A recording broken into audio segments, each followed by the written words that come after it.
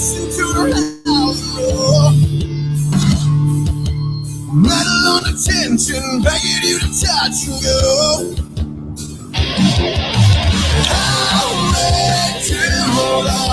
Danger Zone.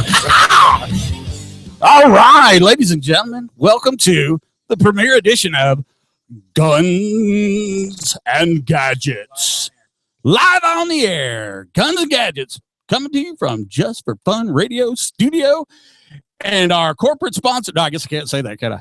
Well, you could. You think I get in trouble? No. Okay. Yeah. They're not going to be listening. Yeah, they might be. You never know. Hey, so are you watching us on YouTube? Because that would be really cool. Yeah.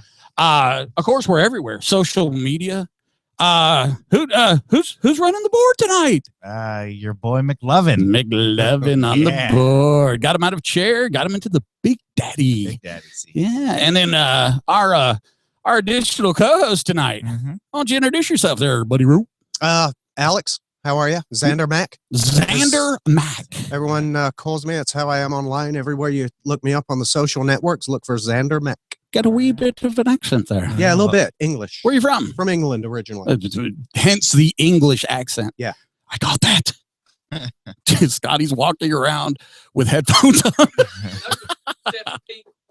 Yeah, that purple looks good on you. You notice that from Oz. We had the county commissioner on this morning, and he had a purple tie on. Said purple was his favorite color. I kind of go with Steven Tyler, and pink is my favorite color. Can I say that? I can say that. So on Guns and Gadgets, obviously the name, hence therefore ergo, talks about what we're going to be talking about on Tuesday night. We'll be here every Tuesday starting about 1900, which is 7 o'clock for you straight legs that never jumped out of a plane.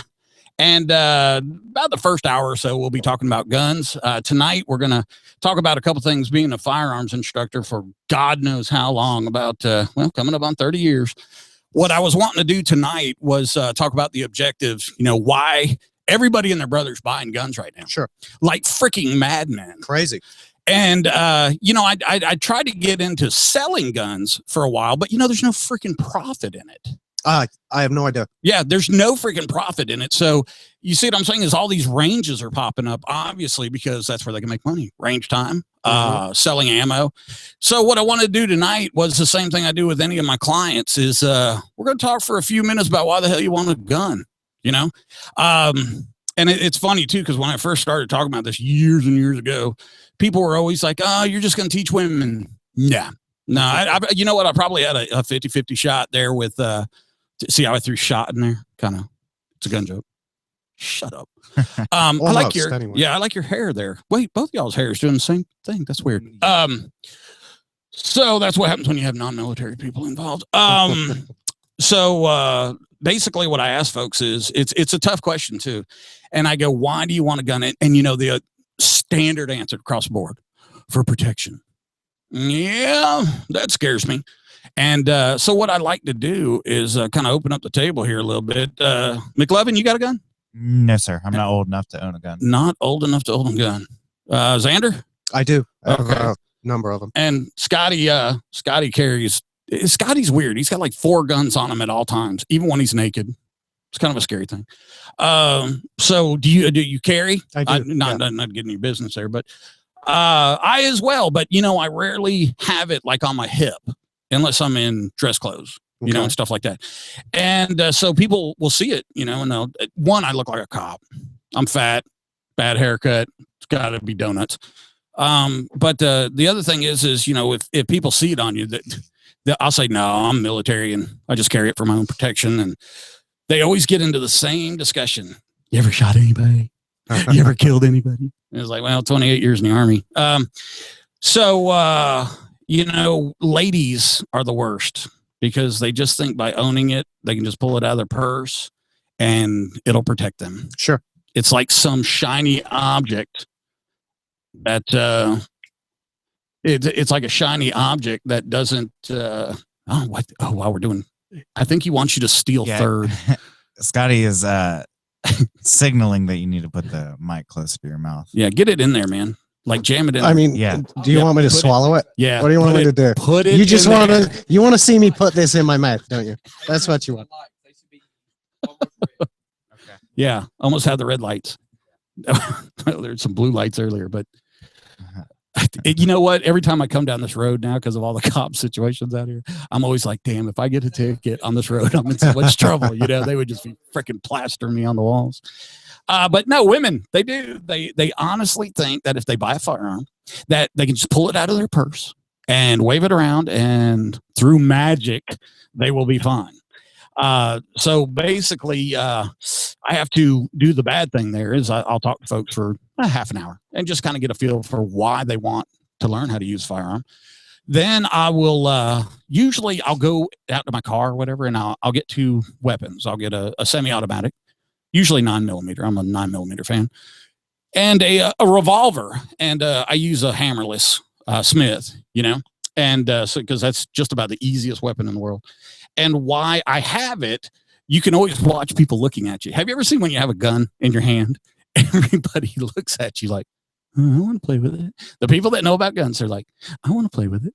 And the people that don't know about guns are like, Don't point that at me. why do you have a gun? You know, when they don't know about it, they don't want to have nothing to do with it. It's like a reality, you know? And so what that I'll do then is I'll usually flop out the tablet or the laptop, and I'll show them a couple pictures. People have been shot in the face, and people have been shot in the chest, and the blood splatter and the bones. And well, oh, sorry, I was getting a little excited. I like that stuff. All right, hold on, I gotta have a drink. Somebody talk real quick. That's because you're a freak, Mike. Mm. You are the fly in the ointment. The fly in the I'm monkey in the wrench. Monkey in the wrench. All right, we got Command Sergeant Major Barry Smallwoods watching us. What's up? All right, shout out Barry. Big Barry. He says, I love the beer beside you. Yep. I know it's a bad habit. But so you start showing people of human bodies when they've been destroyed. And you know which one always gets them? Because the 9mm, you know, that thing's going to cut a hole. Just the 38, you know, cuts holes, might come out, might not. But the shotgun, oh, buddy. Oh, it's all over the place. And, you know, I do teach shotgun, and I like to teach shotgun for people that can't handle a pistol. Isn't that something? Yeah, there's people out there that will go through all of it. And, oh, God, oh, geez, freaking. Got to get a cozy. Oh, God. Koozie. You know what? A couple of months ago, before Ladies Talk started at the station here on Thursday nights with Doc, I could fart and do a skid mark across this table, and it'd be perfectly fine, and let it dry till the next day and do a scratch and sniff, and it'd be perfectly acceptable. But oh no, now that Doc's here, look, can you believe this? Look at this. Look, guys, I have coasters. Well, it's a nice table. Can you blame her? I mean, it's nice. I have freaking coasters. Yeah, would you put your water on a coaster, please? Thank you, Jesus Christ. If this place smells like lavender in the morning, Would you put your estrogen on a coaster, please? If you take estrogen and It's put it on the table. if gross. If you take estrogen and you put it in an ice tray, could you have like estrogen pops in the morning? Yeah. Ooh. I wouldn't see why not. We're crossing a line there. Okay, so let's go back to me showing pictures of people getting their brains blown out. A lot of times you can see how they react.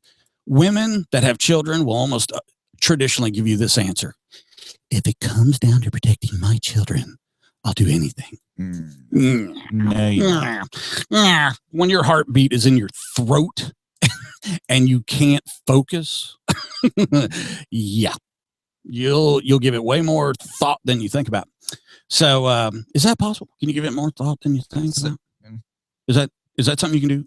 You know, in Top Gun, he says an inverted negative 4G dive. Wouldn't that be just regular? Yeah. Okay. Yeah. I digress. So like what say, okay, so you show them the pictures, right? What's your next step after you? Well, that's when I get to look at them. Okay. And I try to see, because look, the worst thing you want to do is pop the first guy that comes through the door and then drop the gun and start crying and ball up in the fetal position. Because a lot of times there's more than one of them. You know, here in North Atlanta, just recently, there was a string of home invasions. Now, let me tell you something, and this is just my personal opinion. Hey, it's my show. if you can break in someone's house when you know they're there in the middle of the night, you got a set. You see what I'm saying? Yeah. You got a set of Wahabos. And I ain't talking about the green things that you put on a sandwich. Oh, Yeah. those jalapenos, never. I mean, you go in when you know people are there. You have one thing in mind. Yeah. That's it. Yeah. Yeah. And you know what? You ever heard people talk about, well, I would yell, get out of my house and all that? No. I just, I can't hear you over the gunshots. that yeah, they're I was firing about at to say you. their ears will be ringing as their blood's coming out of their eyes. Okay, so we're getting a little graphic, but that's what I teach too. I don't sit in the range for 2 days, 8 hours a day doing PowerPoint presentations. Yeah. Yeah, because PowerPoint it'll kill you. Believe me, it'll kill you. But that's not the way I teach. I teach on the range, you know? Yeah. So taking that into consideration, a lot of the people I teach, before we ever go to the range, I start talking about the range.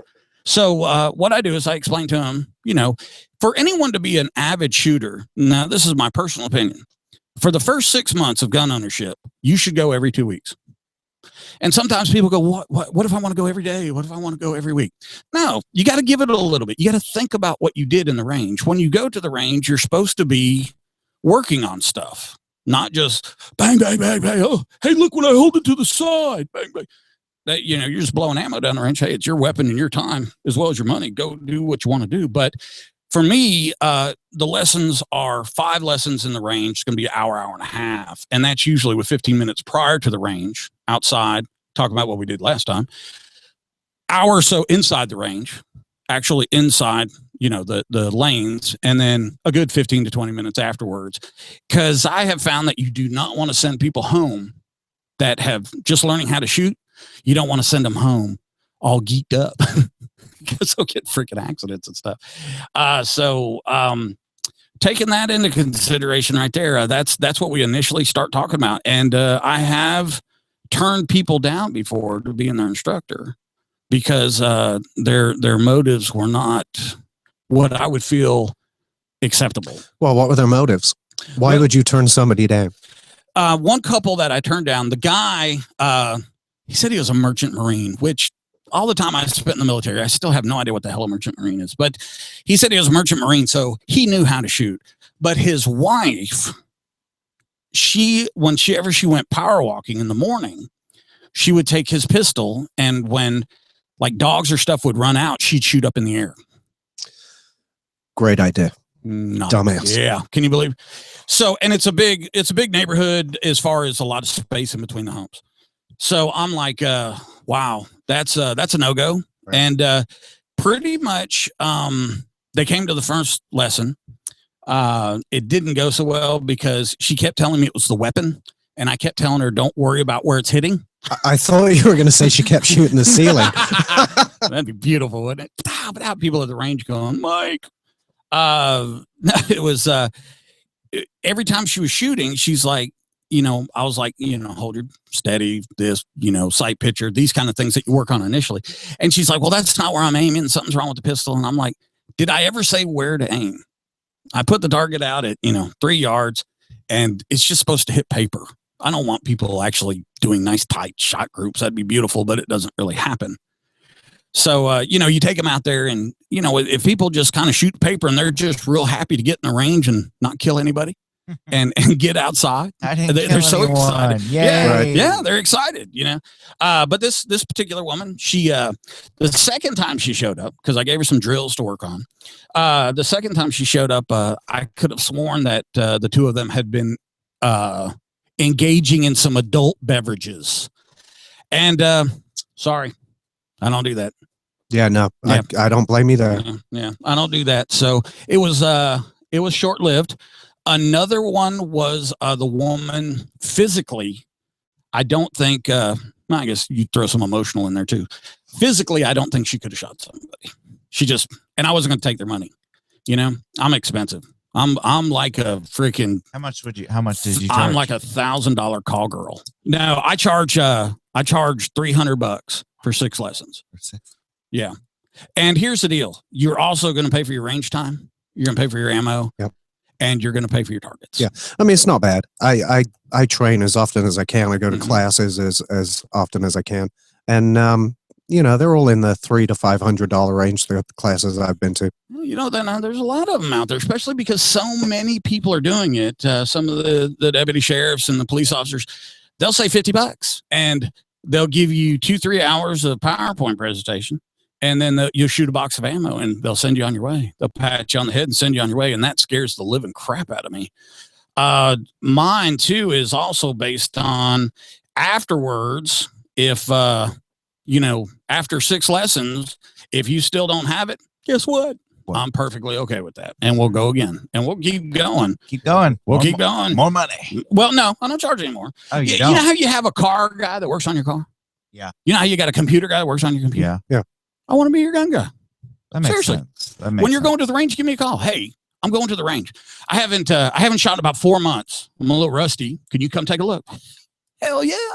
I'd rather live there. If I could just sleep in a cot inside the lanes. I damaged my elbow at my last class. Really? Yeah, got screwed up the tendonitis, and I'm wearing a brace on my elbow now, so I haven't shot a gun in 6 weeks, and I'm jonesing. Yeah, it's I know, crazy. seriously. It's crazy. I've put about 3,000 to 4,000 rounds down range through May, and I'm ready to go shoot. All right, we gotta go to commercial. We gotta go to commercial already. I guess we gotta pay the bills. Pay the bill. Hey, it's Military Mike. It's Guns and Gadgets with McLovin and Xander. We're gonna go to a break real quick. All right. Be back in a few. Maybe. Uh-oh. He's got that look on his face. Okay, remember, we're still live on the camera. Sure.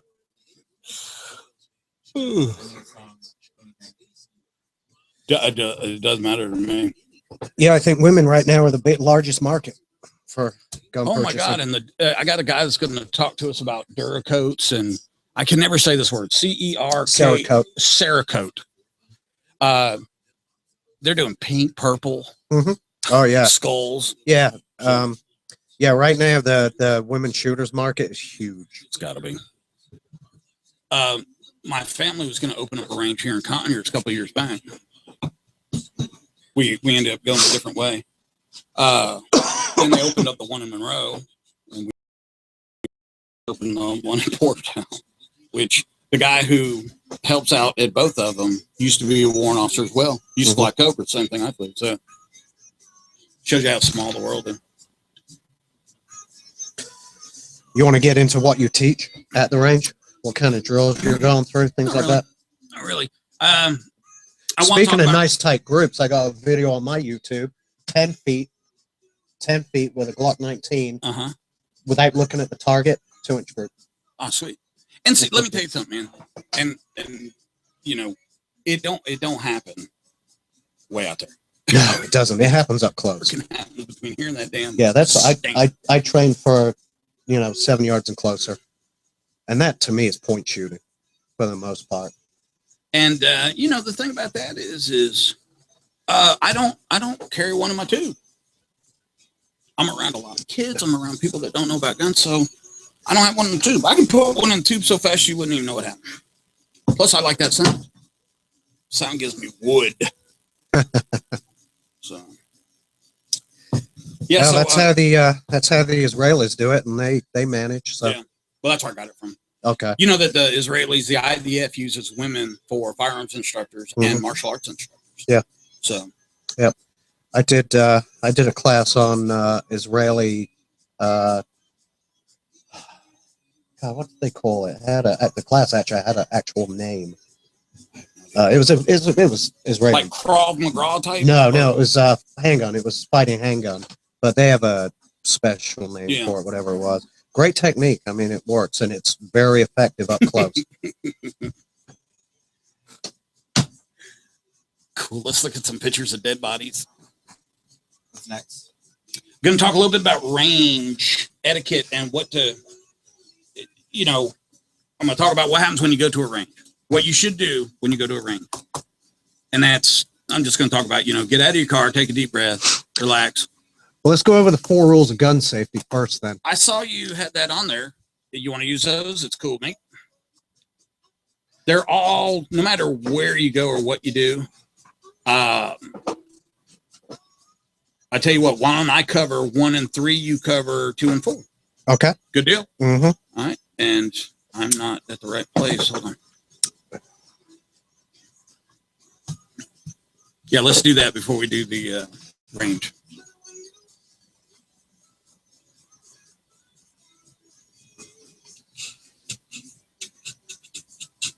Treat every firearm as loaded, never fire.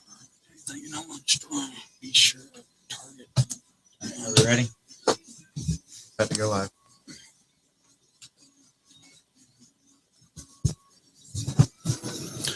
Just point at me. And remember, we're camera's still live. Okay. Everybody quit texting me and stuff. On the radio. Ready? Going live. Oh, No, yeah. No. Okay. Just kidding. Oh, yeah, that felt good. Can we take another break? I need a beer. No. Went into another song. Huh? Do Fair enough. do you watch anything stupid on TV or any stupid movies or anything like that? What do you? It depends what you mean. I mean, I like Always Sunny in Philadelphia and stuff like that. South Park. I used to watch Team South Park. I haven't America. watched it in forever. We're Team America's. It was a funny movie. We watched that today. Did you really? Yeah, we're That's how we got stupid like that stuff, man. So you know what? Because we make these references like with Doc in the morning, and she doesn't have a clue what we're talking about. So we pick on her about it. I'd probably get some of them, not all of them. Team America was good. It's a good piss take of the Thunderbirds. Oh man, I tell you, it's. We were watching today. I was laughing so hard, my side still hurt. And then freaking, we were watching South Park this morning. Okay. I'll just say, I feel great right now. You can say it on the YouTube. I don't want to say it. Oh, okay. We have to be censor correct, polite, whatever. You ever been to Section 8 down there in Jackson? Mm-mm. We need to head down there one day too. Former soldier. I don't know. I have no clue where he got all this money, but he's got millions. The next place I want to try and get there this year is Valor Ridge up in Tennessee. Reed Hendricks just started his own company, Valor really? Ridge Training. I want to get up there. Oh, yeah. Well, somebody was talking to me about that today. My brother Chris was talking to me about that. Have you ever gone up to Knob Creek in Kentucky? Live fire, fully automatic shoot. No. Oh, it happens twice a year, April and October, I believe. And let's make a little road show. Mm. Yeah. They have GE miniguns, 8,000 rounds. You have to provide the ammo. Well, those they provide all the ammo, but you got to pay. That's kind of steep. But I went up there. I shot a flamethrower, 50 cal, Barrett. So a lot of cool stuff. Yeah, very cool. That would be awesome. Durkistan. Ready? Here we go. Right into the. Okay, I want some. We're live. Oh, we're live. Yeah, we're live. Oh God, how's my hair look? Okay, cool. During the break, we were talking about absolutely nothing interesting. But we were talking about there's a place down in Jackson, Georgia, called Section 8. He's on Facebook under Section 8. And of course, Section 8 normally means you're psychotic in the military. But I take medication now, so I'm fine. But I mean, this guy, it's amazing, Xander. I'm serious. I would say he's got a couple $1 million invested. He's got weapons a go-go. He's got freaking TMs on damn, the Sergeant York or a freaking 113 damn APC. He's got everything. And he's got a lot of cool, the crap that we acquire. Sure. The carabiner that you don't freaking need. Right. So that, and then who were you talking about up in Tennessee? Reed Hendricks. He's a former Marine. He was an instructor at TAC Response. Now he's started his own company, Valor Ridge, and that's the next place I want to try to get to sometime this year. Now you're talking about taking classes there, correct? Yeah, I'll take his fighting handgun classes. How just off the cuff there, because I know like Thunder Ranch and all those places, Mhm. and even Blackwater at the time was giving classes. Yeah, they still do. Yeah, I it's think, under don't they? Xi, Yeah. XI. Yeah. Hey, you can't prosecute us. We'll just change our name. It works. Yeah. Or Playing at least that- it works playing for the that system. Cheneys. Dick Cheney, get it? Carlisle Group. Yeah, we won't get into conspiracy stuff. Not tonight. It's a whole different show. Okay, so rough idea. How much does class you think? With Reed, I want to say it's $550 $550. for a 2-day course. Bring your own ammo. You bring your 800 rounds of ammo, you'll burn through. 800 rounds. Take a couple of guns because you are going to break one. Yeah, cool. Yeah, I can imagine the close-in fighting, and they actually use the firearm, correct? Yes. Yeah. The we were talking about during the break.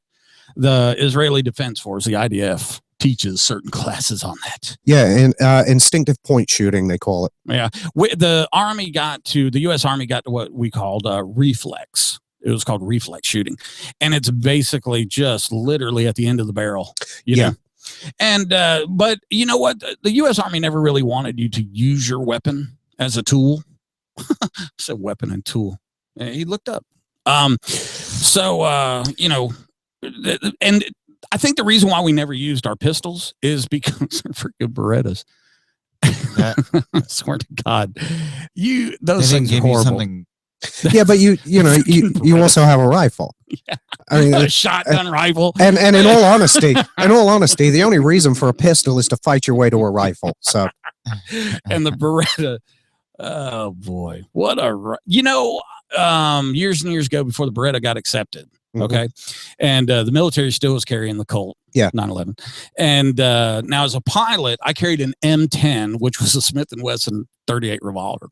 Oh, why? 2 3/4 inch barrel. You could throw it at somebody. It was horrible. Then we got the Berettas, and everybody's like, "Oh, these are so cool." You know, the government was paying like freaking $1,800 a piece for these things. Before the government contract, you get them for like $250, and they sucked.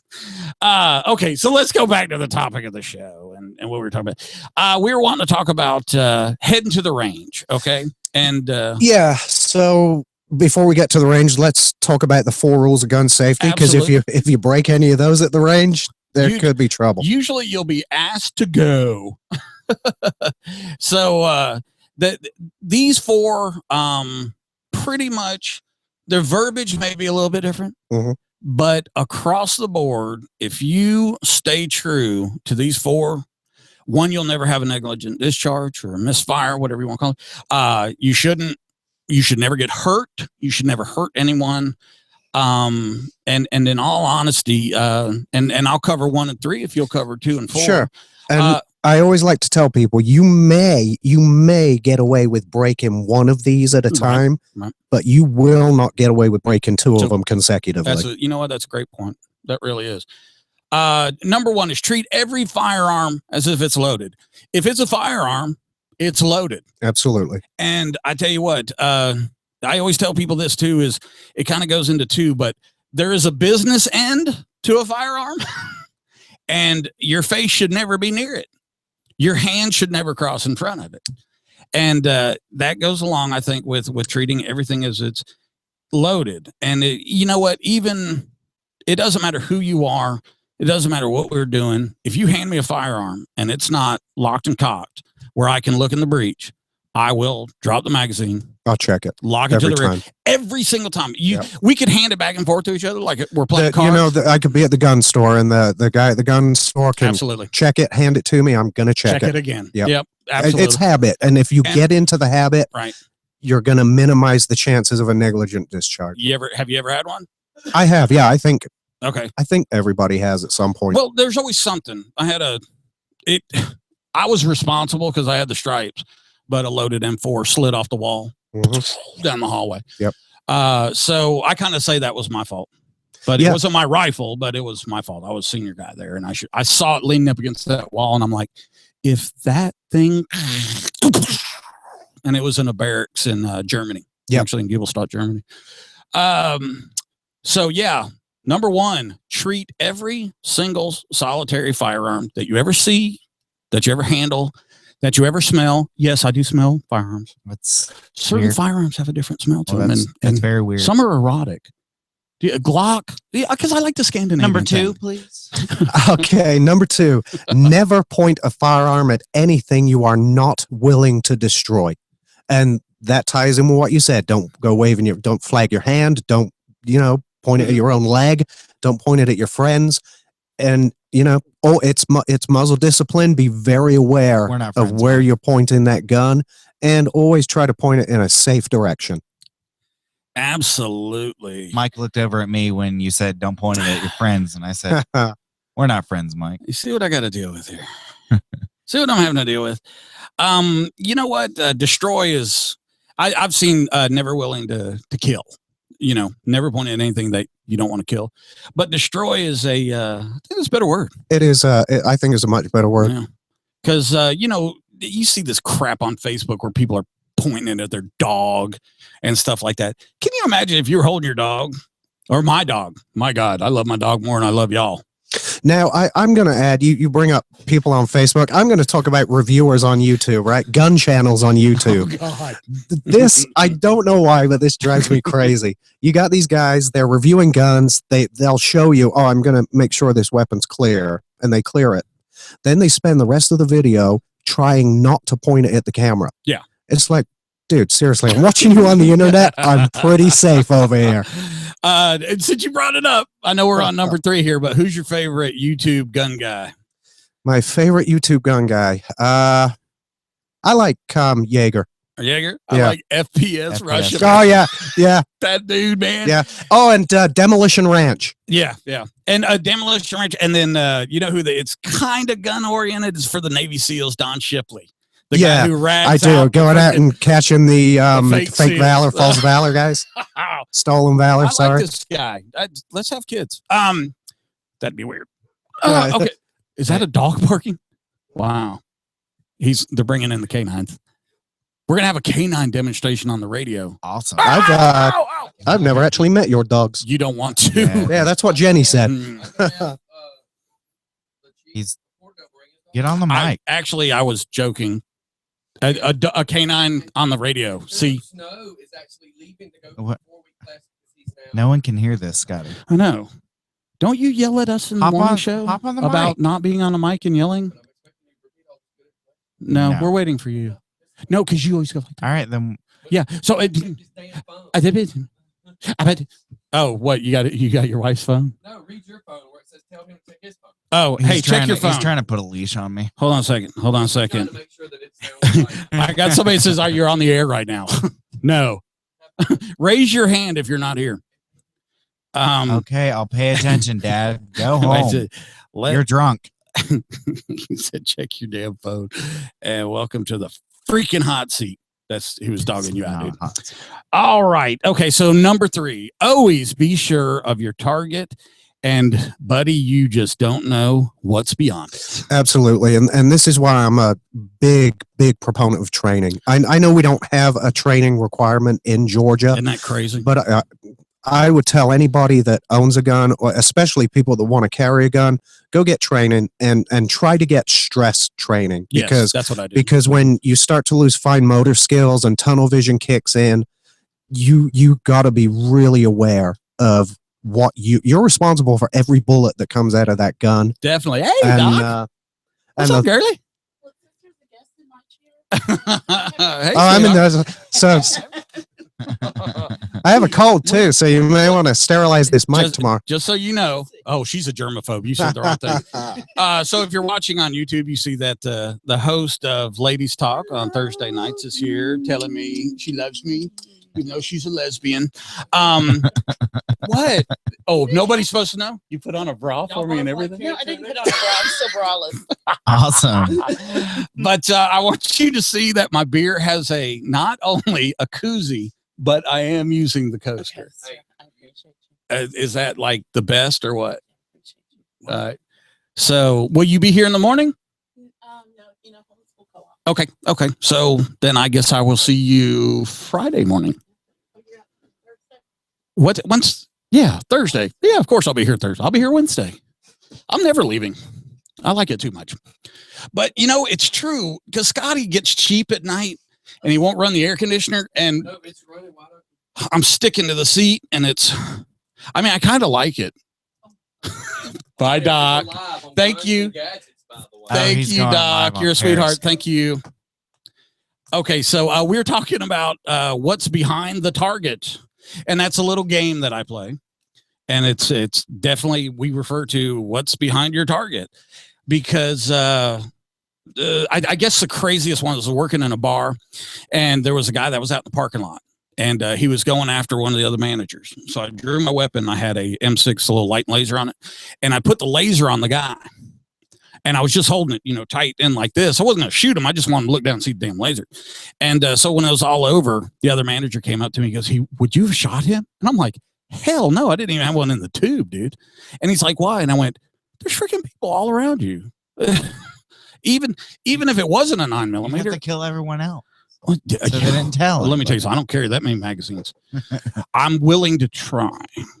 So yeah, the good point about this is not only do bullets go straight through bodies, Right. they ricochet through bodies, and it doesn't take much of a piece of what you refer to as shrapnel. And I carry hollow points. I don't know about the rest of y'all, but for close in, I think hollow points do an amazing job. And mine are serrated, so they do an incredible, horrendous job. But even one of those pieces comes cutting out of somebody, and it can hit somebody else. Yeah. Let Mike know I said hello. Who? Who's on Periscope? Hey, Aaron. You could call in and act like you could call in and act like you were like 20 years older than you really are and say, Mike, you're so hot. Okay. Fantasy. Why would she lie? Well, Crystal, you could just call in and say I'm hot. Why would she lie? Oh, okay. So the third rule was always be sure of your target and what's beyond it. That's pretty self-explanatory, but you'd be surprised.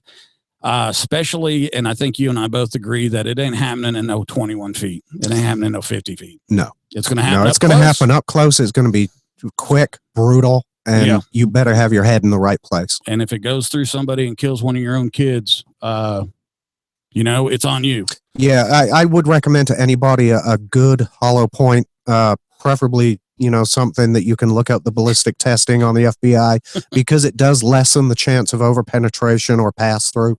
Right. And now with me, over penetration has never been an issue. Ew. I didn't say anything wrong. You should probably come back for ladies' night for that one, Mike. I didn't say anything wrong. Okay. Well, hey, shakan. Okay. Not to yourself though, huh?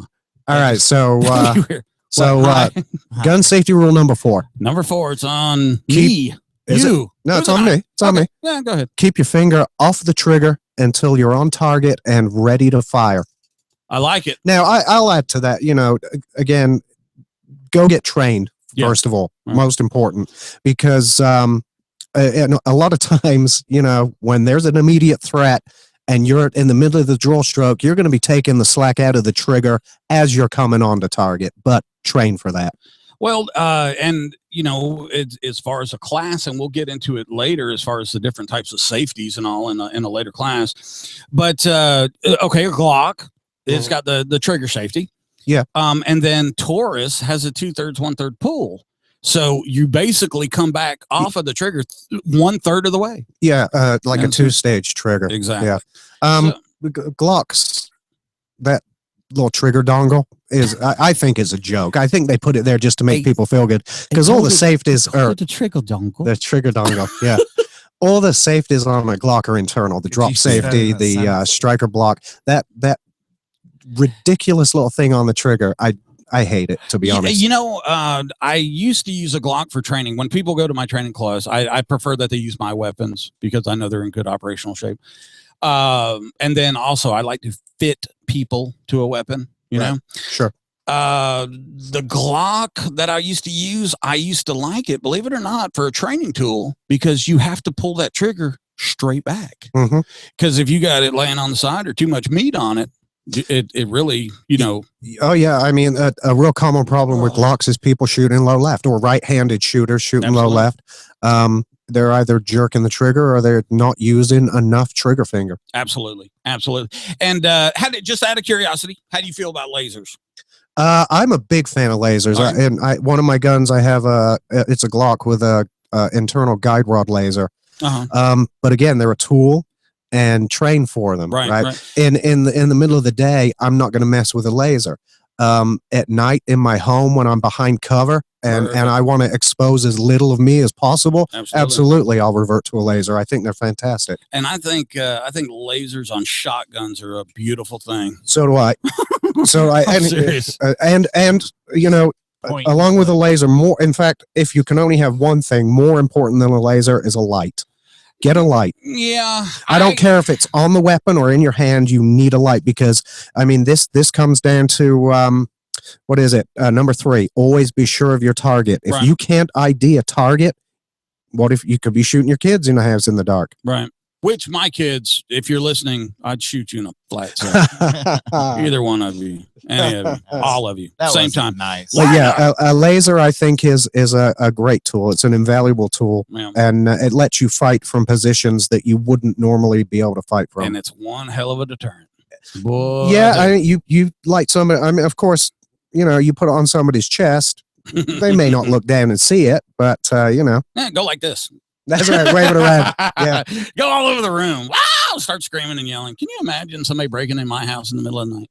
One, my daughter used to be a police officer. My son-in-law used to be a police officer, and then you got my psycho ass upstairs. So, lots of guns, lots of fun, lots of crazy pills. Okay, yeah. Well, I took my pills.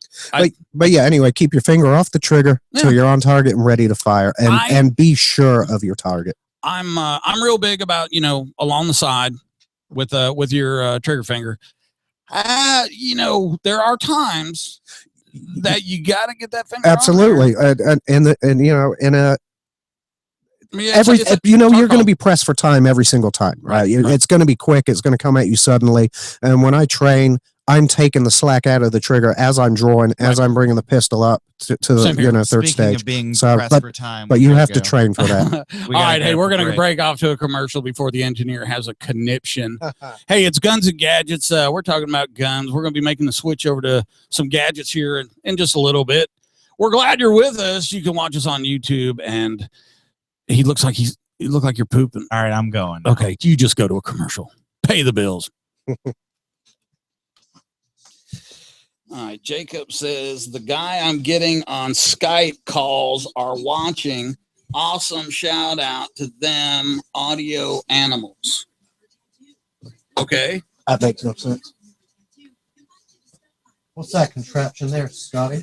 Well, I did the home way of making a stabilizer. It's a steady cam. Yeah. Okay. So good God, I started making it because at the time they were $300. Mm-hmm. Now they've dropped. Now they're $20. But I'm like, I've got one laying here, and now that we're doing Periscope, I'm noticing it's real shaky. So I was trying to see, can I get something pretty quick tonight to at least be able to get steady? That's not bad, I think. He'll be in tomorrow with a selfie stick. Do we need a song? No, we already need a selfie stick. So bad. Because I'm going to go get another. Yeah, just look at my refrigerator. It's okay. Tap water. Well, the hot. Even though it'd be cold for a second. I didn't prepare to do video tonight, but that Periscope. That now with me sitting in the background, I can do everything I want done that I can't do over there. Yeah, but I mean, shit, you gotta have, you gotta have people that show up, man. Got about 4 minutes, 30 seconds.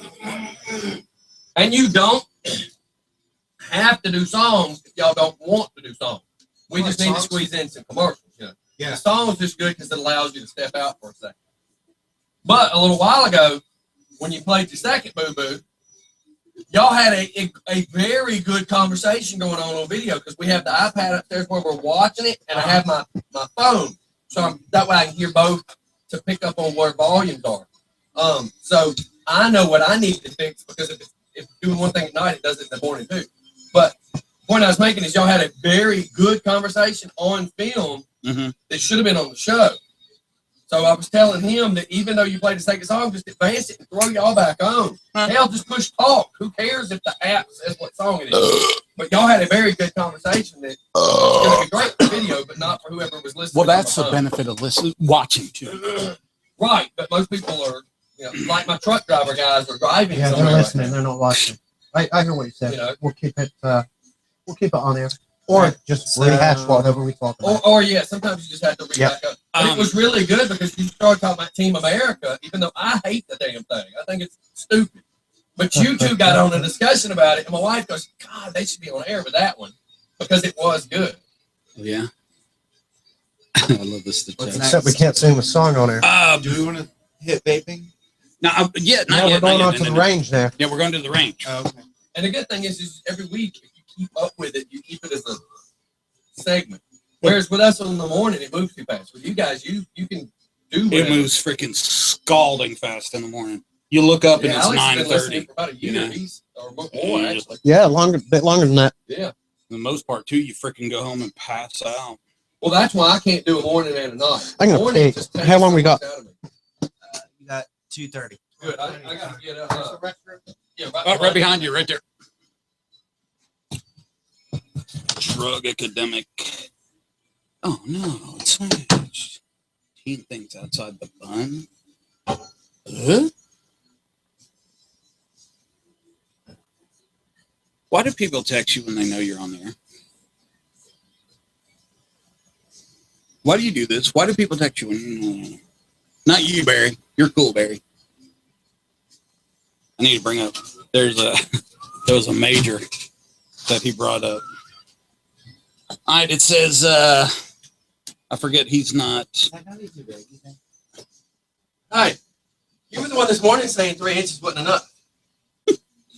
The guy I'm getting on the Skype call. Okay, our music guy Jacob, he's got some guys on Skype. They're watching. I'm going to do a shout out to them. They're called Audio Animals. Okay. Audio Animals Dweeb. They will be your first call-in guest via Skype to talk about their gadgets. Ha ha ha.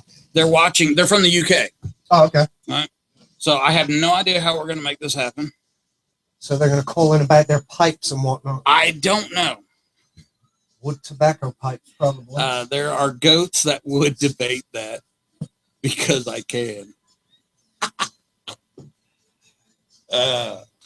Sergeant Major Smallwood, when he retired, he went to work for the 1 minute. he went to work for the Department of Juvenile You tell that Corrections, much try. Just put my thumb. and he lasted about 9 months where he said, "Go to hell." He said that was freaking miserable. Yeah, you won't catch me doing that. Nah, buddy of mine wanted me to come do it, and I was like, nah. So the 4 is a little large, but it's supposed to be large. All right, so we're going into the range. Oh yeah. Let me do a little of this crap here and Sure. goof off a little bit, and then we'll go into the pulling in. What you want? I just didn't want you to spin around. Yeah, spin around, spin, syllabus. Shut up. I'm tired. Ronery. I'm so sorry. Oh, what a sad state of affairs. Going live in Oh. 3, 2. But the 4's not up yet. The four. Oh, okay. The 4's up. Phew. I don't like Okay. the sheen. So you don't like the sheen on it? Neither did Monica. If you're watching on video, there's something you'll probably not notice, so I'll go ahead and point it out. Tyler's head is larger. No, actually, it's smaller, and the 4 is the same size. No, the 4 on the Just for Fun radio, It's just Logo. been upgraded. it has been upgraded to a 4. Which is bigger, I guess. Do they have capital 4s? That would be it. What that mean, Right capital- there, sir. Yeah, that's a capital 4. Right That's there. a capital 4. Hey, real quick, doing a couple shout outs here. Denise, who's, what do we call her in the morning? Dent. These nuts. D's Nuts. Apparently, she's making reference to my adult beverage. She said, "You aren't making it in the morning." Yeah. How many times have you heard that, Denise? Then Jacob, Jacob, dude, you're wanting me to Skype, and I don't know if we're that technically proficient at We're this not ready time. yet, Jacob. If you would like to Skype with, we have some folks there, Xander, from the UK, and I believe their name is called the Audio Animals Dweeb. I hope that's all three together, or it could just be Audio Animals, and he's calling me a dweeb, which he's handicapped, so I don't care. They will be your first call and gets via Skype to talk about their gadgets. Ha ha, that didn't sound We got our call. okay. Maybe it's on call. Are you gonna announce it? Hello, first caller. Yes, I'm on to amp up the powder on my pellet gun. You got any suggestions? Yes, Jeff. What I would need you to do, okay, is put the firearm down and immediately find your wife and tell her that she married down. Can you do that for me? Yeah, she was told that 3 times at poker Sunday night. So. Yeah, she was told that at the wedding, dude. And I really love the combination you got going on: guns and gadgets and alcohol. Well, yeah, of course. That I'm trying to demonstrate what not to do, and nobody would have known it was alcohol unless they were watching the YouTube video. So you ratted me out, dude. But no, you did make a comment right before you got off. I said before you went off air. I needed another. Oh, beer. did I say it on the air? Well, that's what makes this country great. Enjoying the show. Good, thank you. And I loved the video. That was awesome. That was pretty killer. Video. You like that video? Thank you. We appreciate it. Our graphics artist, Chris Baker. I'm gonna let you get back to the range. Okay, buddy. Have a great evening. Appreciate you calling in, man. I really do. I had to be your first, like I was Scotty. Oh, he was Scotty's first. He'll explain that later. Oh, I don't want to know. All right. Thanks for calling in. Yeah, thanks for calling in. Wow. Okay, so we got past the first caller. Good. I was gonna do a shout out real quick to Jacob there. I was gonna finish up with that. Jacob, I don't think we're technically proficient enough to pull off the Skype. Yeah, not yet. But if you want to Skype with them and call us, and we can use you as like an old operator. And Xander's from the UK, and they're from the UK. Maybe they'll understand him. So think about that, Colin. The other one is to Barry Smallwood once again, and he was making reference to Okfeta, which I won't tell anybody or disclose what that is until a later show. But Barry did bring up a great thing, and I wanted to tell you about it. We used to work with a guy named Major McDowell. Tony, if you're listening, I love you. Okay, not really. Okay, so Major McDowell was a great guy and all that other stuff, and you would never in a million years. He looked like Poindexter, Right. And smart guy, always had important jobs. Get him on a range. Oh my God, this guy on the EST 2000, which is an electronic shooting technique, trainer, would lay upside down with his head hanging over the platform with a scope and would qualify with an M4. What? Yeah, man, he was good. He could shoot. The man could definitely shoot. You would never in a million years would ever think that he could pull that off. Bust him in the face? No. Because the recoil would recoil on a 223. Yeah, it's non-existent. I don't know. Yeah, guns, guys. I fart harder than I'm here for the gadgets. Yeah, I'm sure you are. Sicko. Yeah, he was upside down. Now, you know what? Everything gets kind of twisted. When you're upside down, it's not just that X and Y axis. Everything, the way you breathe is going, it's going to throw everything off. But the last class that I teach, I kind of do that to my students. Is I get them looking over the side, and I get them, kind of shooting underneath the counter, and you'd be surprised they can't hit paper at 3 yards, and they're like, "Wow, that's not like in the movies." Yeah, the first time I shot on my back, it was different. Yeah, but it really is. You learn pretty quick. A sight picture is a sight picture, and that's what you got to get people to realize. Is that you just look at that target like it is. It's a target. And I guess I covered all of them. I said something about Denise, said something about Barry, said something about Jacob, said something funny about Tony McDowell. Okay, hey, I'm good. Let's talk about what happens when you go to the range.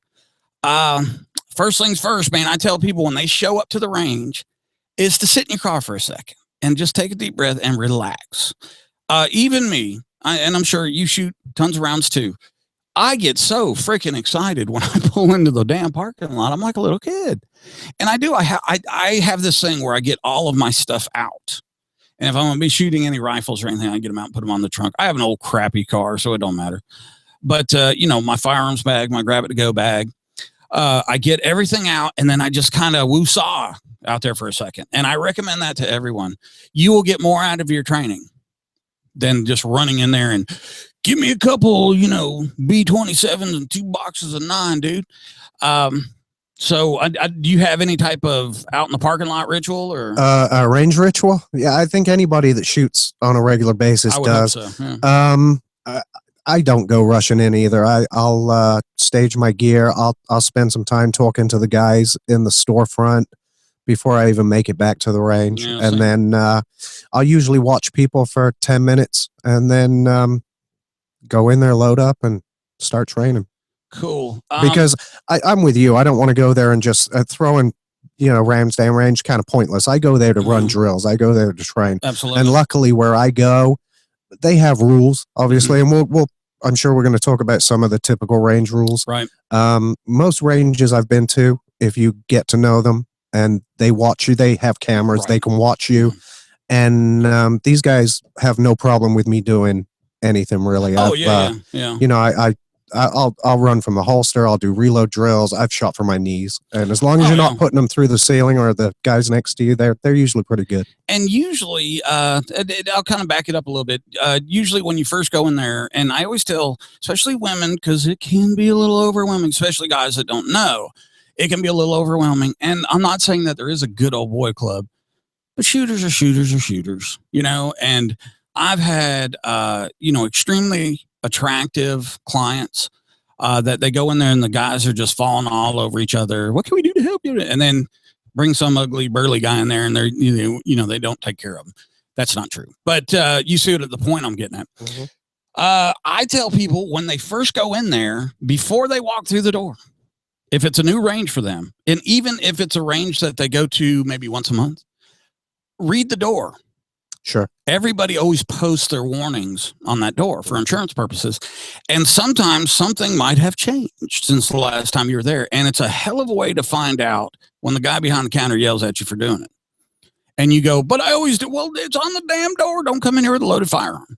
And that's going to be across the board. Almost every range I know of, they ask you not to come in with a loaded firearm. Yeah, I've never been to a range that allows civilians to Right. carry a loaded firearm. Absolutely. And that's for good reasons, obviously. Well, it is. I mean, you got people coming in there to sell guns and, oh, yeah, it's empty. Turns out, no, it isn't. Well, the big thing, too, in Georgia, there's a lot of pawn shops Right. that have gun ranges. So I worked in the pawn shop business for a couple of years after Afghanistan, and people would come in, and before I would even touch the weapon, I'd ask them to clear it. And I was looking over one time at one of my pawnbrokers, and she was reaching into a case that was open and pulling it out of the, the little styrofoam thing or sponge, whatever you want to call it. And I said, stop, and she looked at me all scared. And I said, do not touch that firearm. And he goes, it's been cleared. So I walk over there and I point away whenever I do it. And I just started to pull the slide back, the top part of the weapon, if you're not knowing. And I saw the round in the chamber, and the magazine was out, but there's still a round in the chamber. We had fun with that because I kind of basically threw it back in there, latched it up, pushed it off the counter, told him to get out before I called the cops, everything. And he's like, you can't do that. I said, look, dude, you come here with a loaded firearm, I'm going to treat you like you're trying to rob the place. How about that? So that was interesting. And I can tell you that there's some people that don't look at that as being a bad thing. They just think, oh, so what? You still got to pull the trigger. No. I can't tell you how many weapons I've seen drop and go off. And it could be magic. It could be a bad fight. You ever heard of a Jennings firearm? Oh, yeah.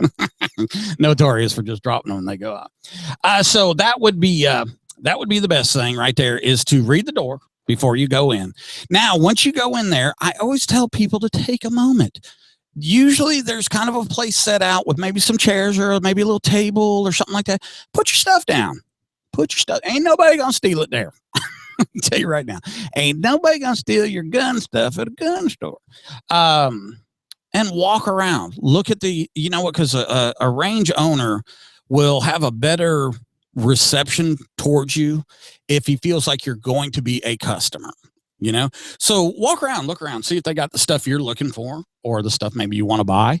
Ask maybe some general questions, the stuff like that. I always, whenever I go to a range that I've never been to, when I do come in and walk around, they almost traditionally have the rules posted. Some places there's 10. Some places there's 200. Right. Just about every last one of them has a membership, because from what I understand, they get if you have a membership, you get a break on your insurance. If you have a membership with, let's say 90% NRA members, you get an additional break on your insurance. So there's, you know, some underlying things that they may try to push on you and all, but they're just trying to be salesmen and run a business. But if you will get those rules, they almost always have them printed out on a piece of paper. Get that, or get whatever you're about to have to sign to go shooting, and walk around and read it. Just while you're looking at the new magazines, or if you're looking at the new flashlights that are so freaking expensive, it's ridiculous. Walk around and read those rules. Yeah. Because there might be something on there you don't agree to. And I will say, you know, I said my range lets me pretty much do what I want, but I go there every week. If this is your first time at the range, follow the rules. Absolutely. Abide by the rules. To the T. Let them get to know you, and then you can talk to them about, you know, mixing it up a little. And I think it would be in bad sportsmanship to assume that because I've been here 3 times, I can kind of do what I want when I'm in. No, you talk to them. Always ask the range master how he feels about this.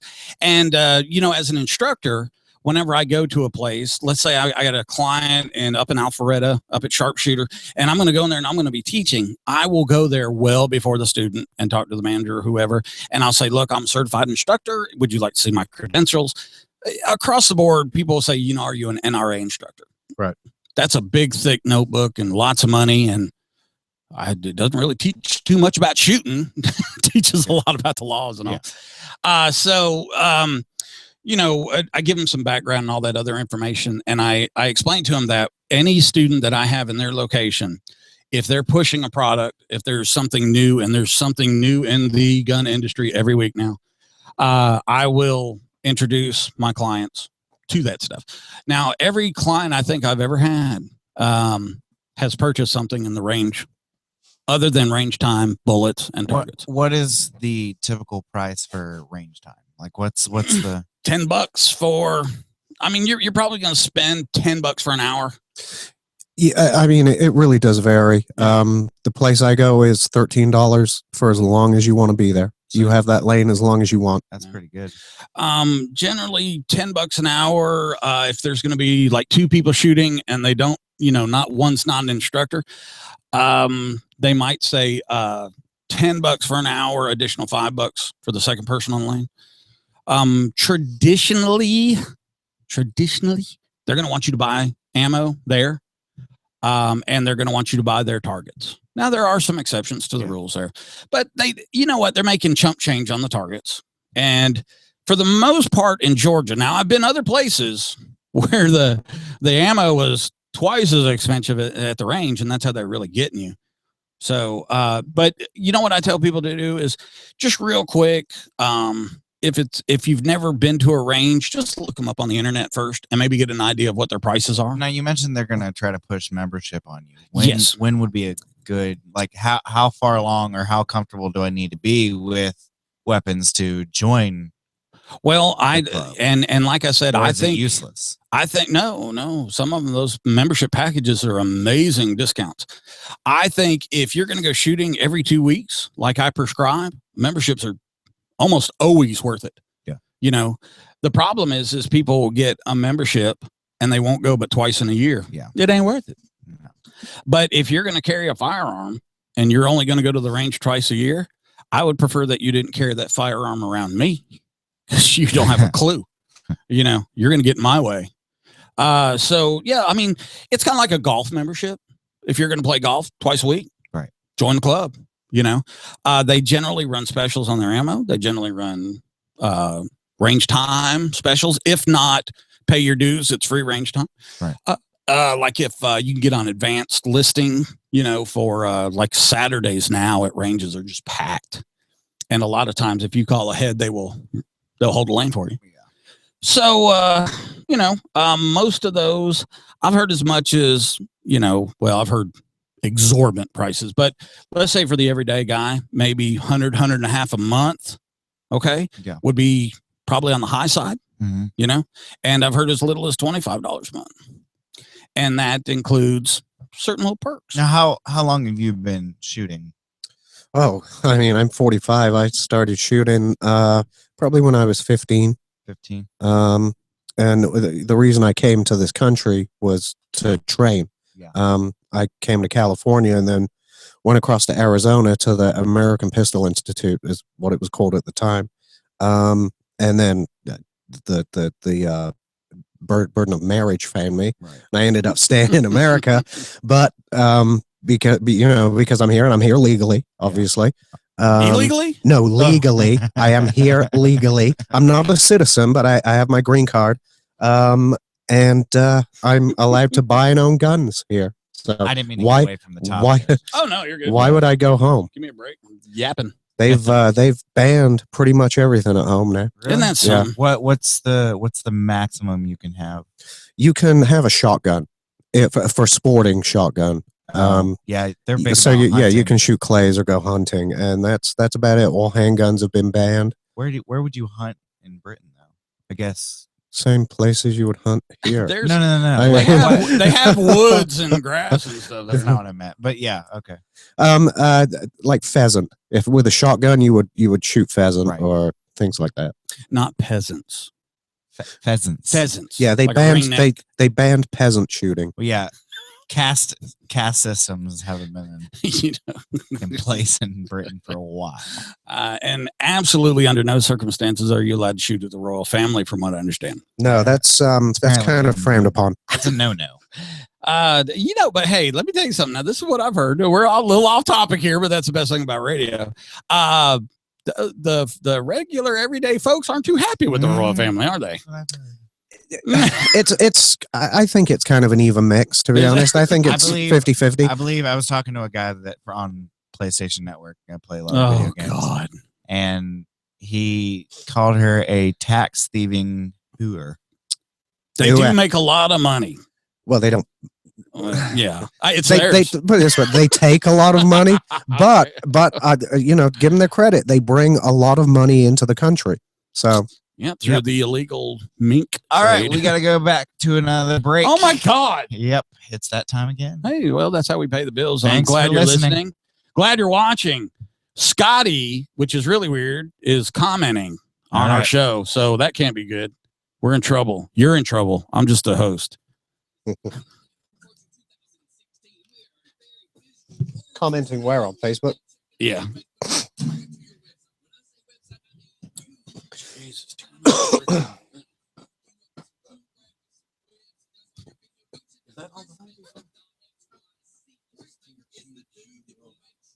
Yeah, you guys are crazy enough to let me own guns. Why would I go home? What's that? I say you guys are crazy enough to let me own guns. Why the hell would I go home?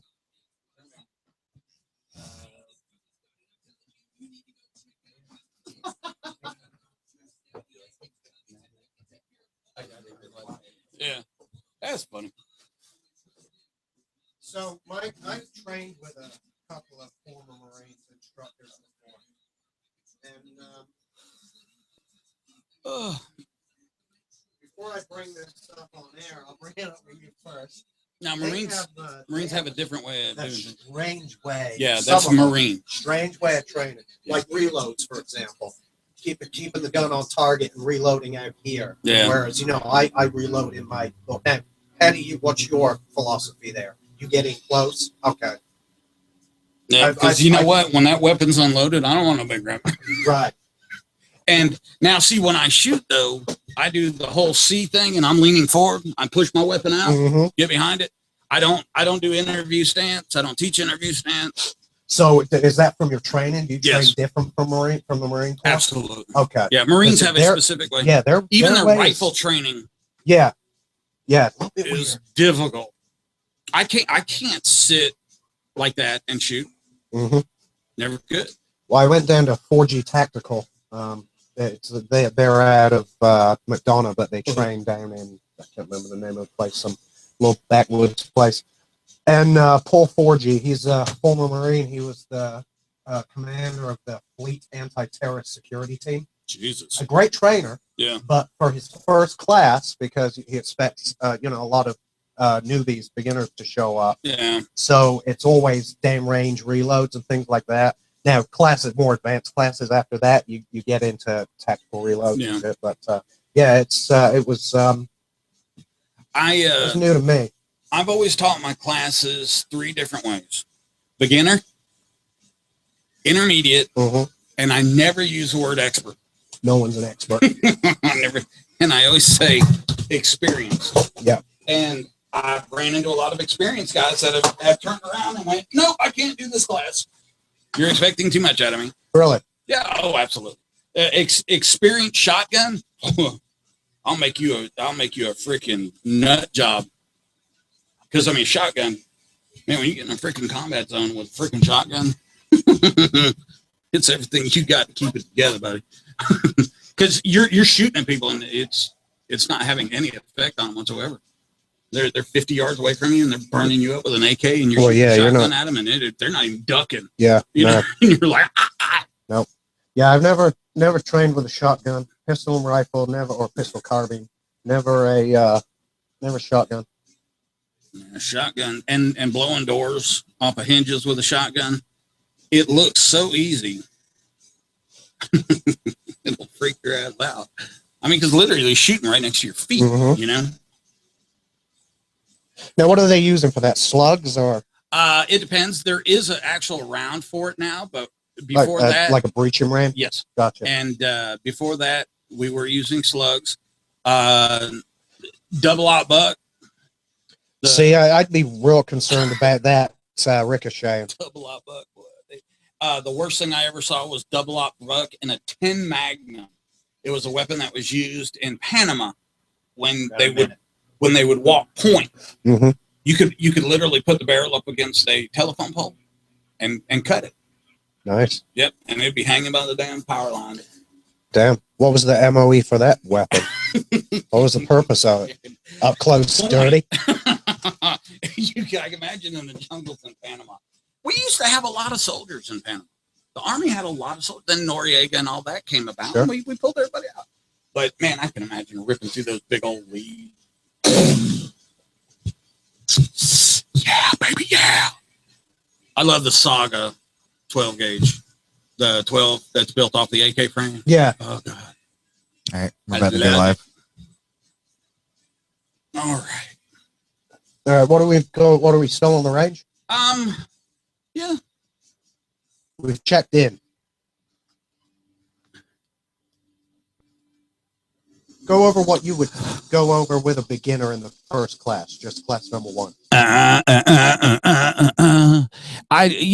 have to ask this question of any female listeners or anything else like that, but I do look a lot like Tom Cruise. A little bit. Yeah. I used to get the George Clooney thing a lot. Can't see that. You can't see that with the gray hair. No, Tom Cruise. Definitely Okay. Tom Cruise. Yeah. I'm a lot taller. Are than we? him. We're kidding, right? Yeah, we are kidding. Okay. Making sure this was a joke. Great. No, he's a good-looking fella, ladies. Yes, he is. Oh, me. Yeah.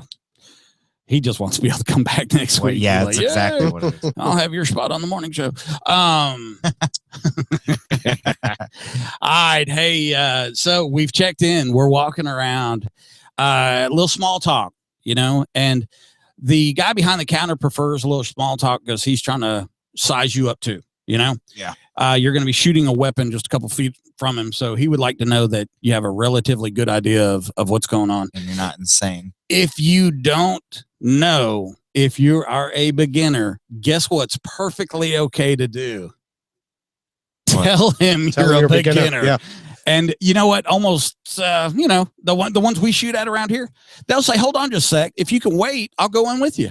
Mm-hmm. And they'll get somebody else out to cover the counter and they'll come in with you, which is really cool. Now, you start getting 10, 15 different people who tell you how to shoot.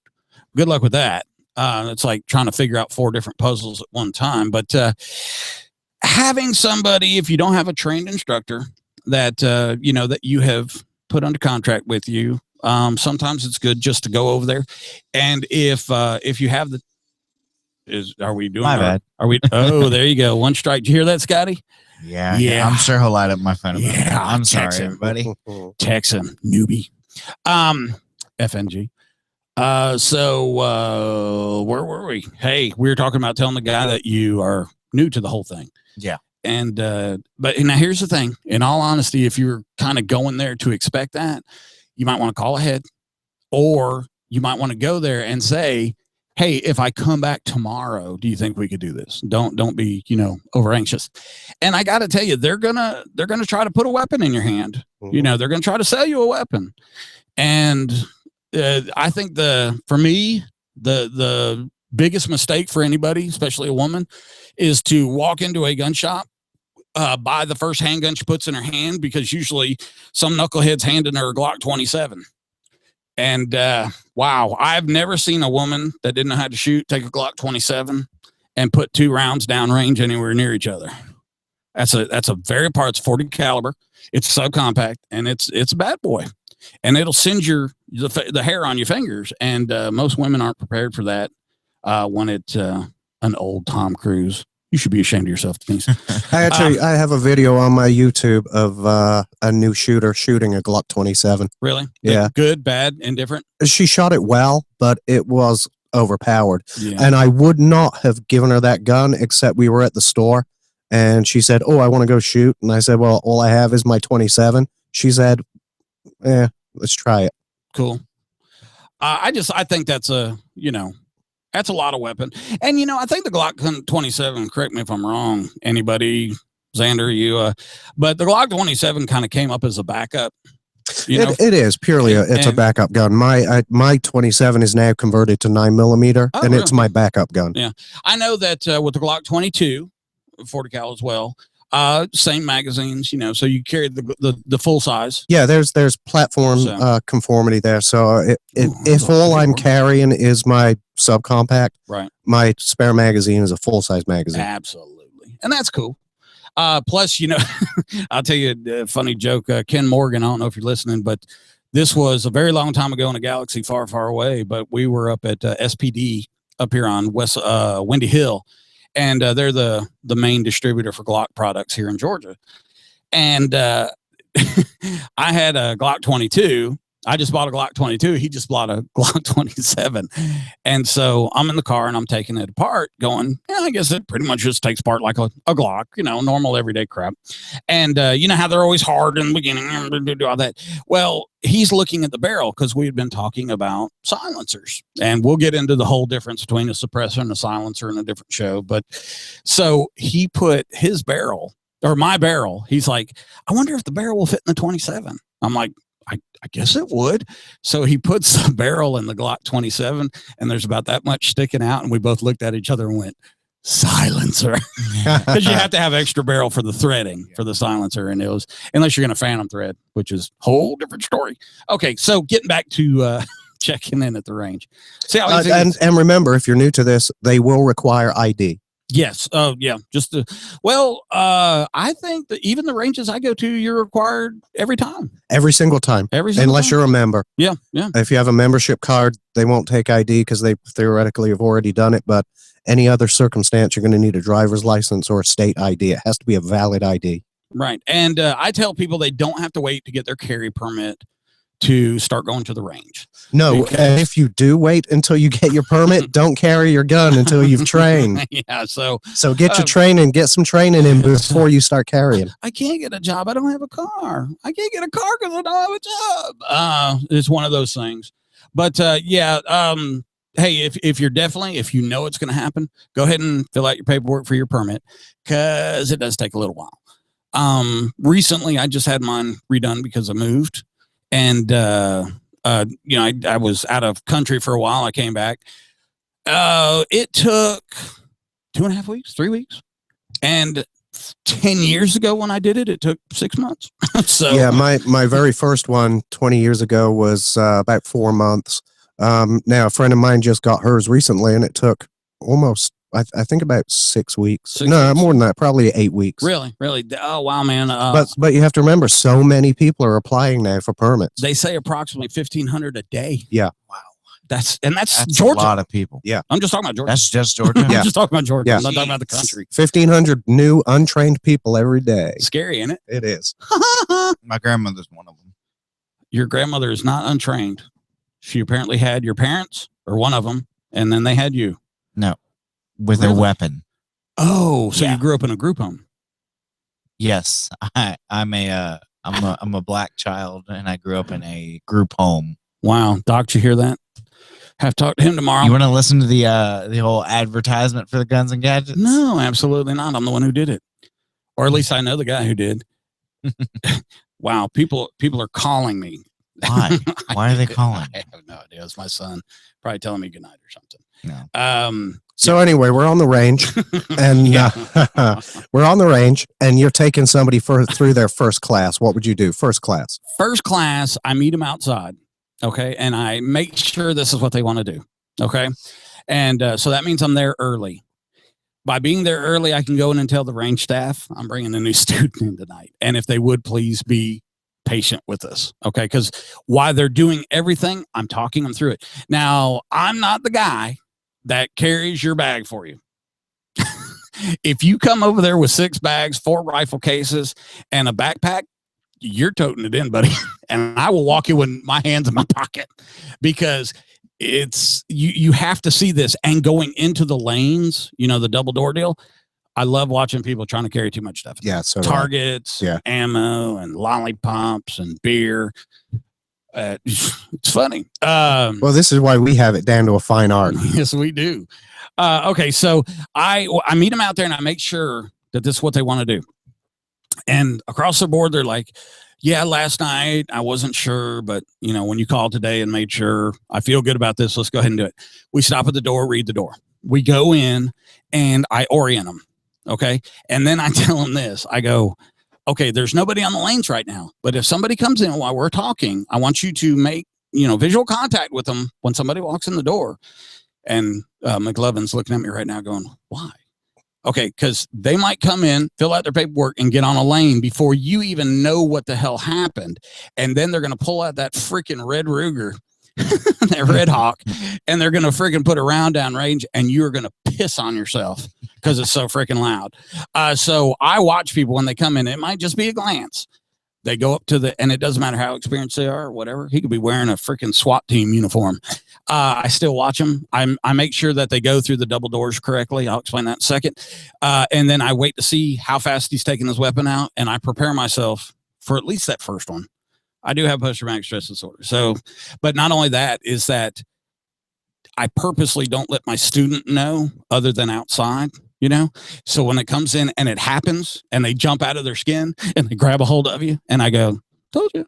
So, because that leads into one of my classes, or part of my class, and that's shooting without hearing protection. Because when you shoot in your house, you don't have earplugs in.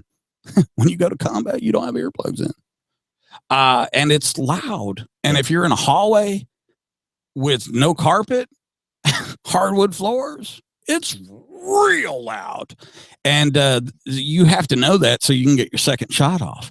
If not, after that first one, you'll be blinking your eyes. You'll be blinking your eyes trying to hear. Okay, so Double doors. What was that about? no, I'll get there in a sec. Hold Okay, on. Okay, so we go up, and remember I told you get the paperwork, you walk around, all that other stuff. I go ahead and get them the paperwork. Almost everybody's got clipboards. So I pull them away from the counter a little bit so that they don't feel like they're leaning over the counter and the guy's standing right there and I got to do something. I got to order targets, whatever.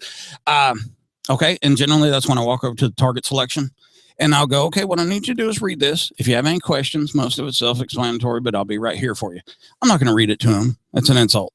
All right. They read it. Usually they get to about 3 or 4 and they go, what does this mean? All good and fine. Explain it to them. Keep going. And usually you have to initial each rule and then you have to sign. And then one of the range master, assistant AI or something like that, will have to sign along with you when they file it away. So don't freak out about that. Then we talk about targets, and I don't use any of the, Ishlach Lamaz. I don't use any of the Hajis. I know for training, I use B27. It's a double E silhouette that they use in post certification. And so I'll tell them for the next couple of classes with me, you'll need to, if you get here before I do, you'll need to get 2 of these, at least 2. Go ahead and start with 2. And then we'll go up and we'll talk about ammo. And that's when I do the weapon thing. And I will show them and I demonstrate how I was taught to charge the weapon or load the weapon. And I do it a little bit differently. I don't know. I've never really seen it taught this way, but I do teach a lot of stone cold beginners. And I teach a way of counteraction. One arm goes in, the other one goes out. You keep the weapon to your side. You turn your body. If not, you see people doing all this crap, like making it 10 times harder than it really is. So I teach that, and I'll do it twice very quickly. Then I'll do it once very slowly, and then I'll hand it to them, and they'll screw it up.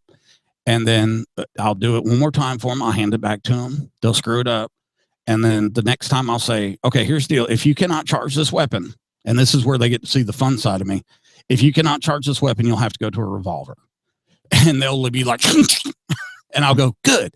Now you see what I'm saying is this weapon will kill you. Don't let it kill you while you're trying to load it. Yeah. You know, you have to, it's a mechanical device. So once we get through that, then I'll say, great. Now let's talk about the magazine. And I show them a couple of things on a weapon. I show them the magazine. I show them the magazine release. I show them the slide release. Everybody pretty much knows about the trigger. All right. I don't say anything about the sights until we get on the lane, because once they get their ammo and once they got these targets, now they're freaking. Their blood pressure's getting up. They're breathing. You can see it. They'll start sweat. Then you tell them about the double door. And this is what you were asking about. Every range has 2 doors that go into the range. And the reason being is one of the doors must remain closed at all times. So what I tell people to do, almost they all have little windows, is while you're carrying all your stuff, you walk up to the door, you look in. If for those of you that are not on YouTube, I looked in, you look in the window, make sure that nobody is in the compartment area right there. You open up that door. Okay. You go in and you wait till that door closes. Then you go to the next door, which is generally into and on the range. You look through the window, make sure nobody's coming in and out. Okay. Then you open up that door. If both doors are open at the same time, guess what happens to those guys that are on the up on the front counter? They get full force. They get every bit of that concussion. They get every bit of that noise, all that stuff, and it's louder than hell in there, and they will go ballistic. So you make sure those doors are closed. It's also a safety thing. I can't tell you how many times I've seen an inexperienced shooter have a problem with a pop and no kick, even stovepiping a shell, and they don't know what to do, and they just freak out and they go running through the doors to go to the range master. And you're coming in with all your stuff and you run into each other and both of you have loaded weapons. Yeah, it's brilliant. It's kind of like drinking and shooting. Oh, yeah? Yeah. Well, how about that? All right. So, hi. So once we go inside, I always have the students put everything down. Generally, I like the places that have tables back behind. Okay. And what I'll do is they always want to put stuff up on the line. And I'll go, nope, not yet. And they go, geez, there's a lot to this. And I'll put everything on the table and I organize it. Okay. You don't just want to make a pile. Right. You're dealing with the firearm. Right. So I organize it. Targets, ammo, gun. Okay. Bags up underneath. And then I tell them, okay, let's inspect our lane. And I start at the bottom left and I talk about what this is and that is and all that other stuff. And then I get to the bottom right and I say, the big reason why you're doing this is to make sure that it's mechanically sound, that the structure is, hey, I've been at some ranges where there are bullet holes everywhere.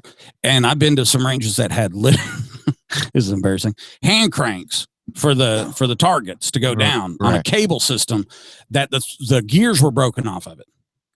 You see what I'm saying? Yeah. And so I don't mind doing it by hand, but somebody should have told me that.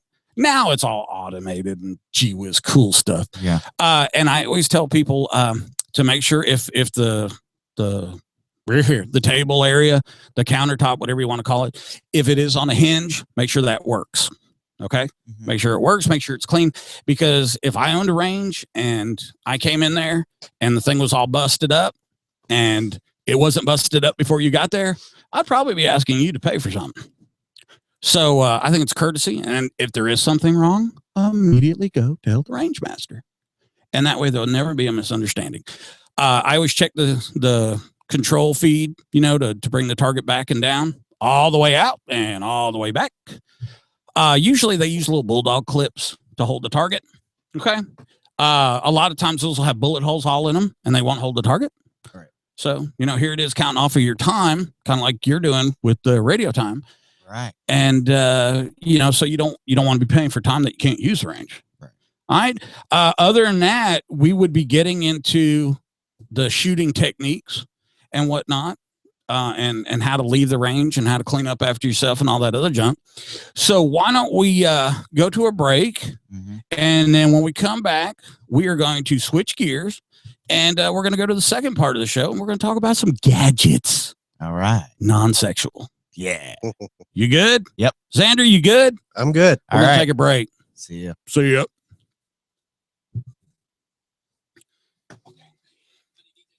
Oh my God. Give me a break.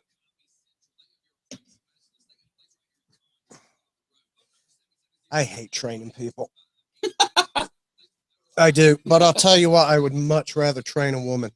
Yeah, they smell better. Okay, why is Jacob saying Tyler James Hartzell? What? Jacob is just put your whole name in there. Why? I don't know. Ask him. All right, what's the other one? Denise. What? A little FYI for females, don't go into your sexy little short rounds do fly. What now? Jesus. She's saying she'll wear I wear. Oh, yeah. Yeah. Good point. hot brass in the cleavage. Yeah, gotcha. I always tell them to wear. Seen a grown man rip the doors off a Humvee to get out of the rain. I only had how many? This is the last 20-minute cycle that I have. Do I need to add another one?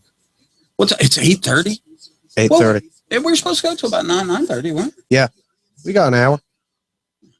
Or whatever it takes. But gadgets. So you want to get into solar, huh? Not really. Okay. Don't have to. You want to vape? I mean, we can talk about vaping. That'll Or give you a we can chance talk to about the some, massive waste of taxpayer money that is solar. Yeah, why not? Yeah, go into vape and it's called vape, right? Vaping. Why am Vaping. I having such a freaking problem with this? Electronic cigarettes. I don't even like that. It sounds so weird. You It's not vape? a cigarette. Do you vape? I do. Because yeah. I don't see it. I don't have one Okay. with me. Mine's actually broken. Well, not really. It's just the bottom. I have the skinny one. An ego battery or something. Yeah, it's nothing. I don't have a crazy mod on it or whatever. But it gets the job done. You know? What about these Brits? Are they not calling him? No, they were wanting to Skype and we can't. Oh, gotcha. Yeah, we're not there. I yet. understand what y'all talk like. I guess I don't get it when I'm sitting in that chair, but the lights Can wear 'em. suck, dude. These. That's why I put these on. Yeah.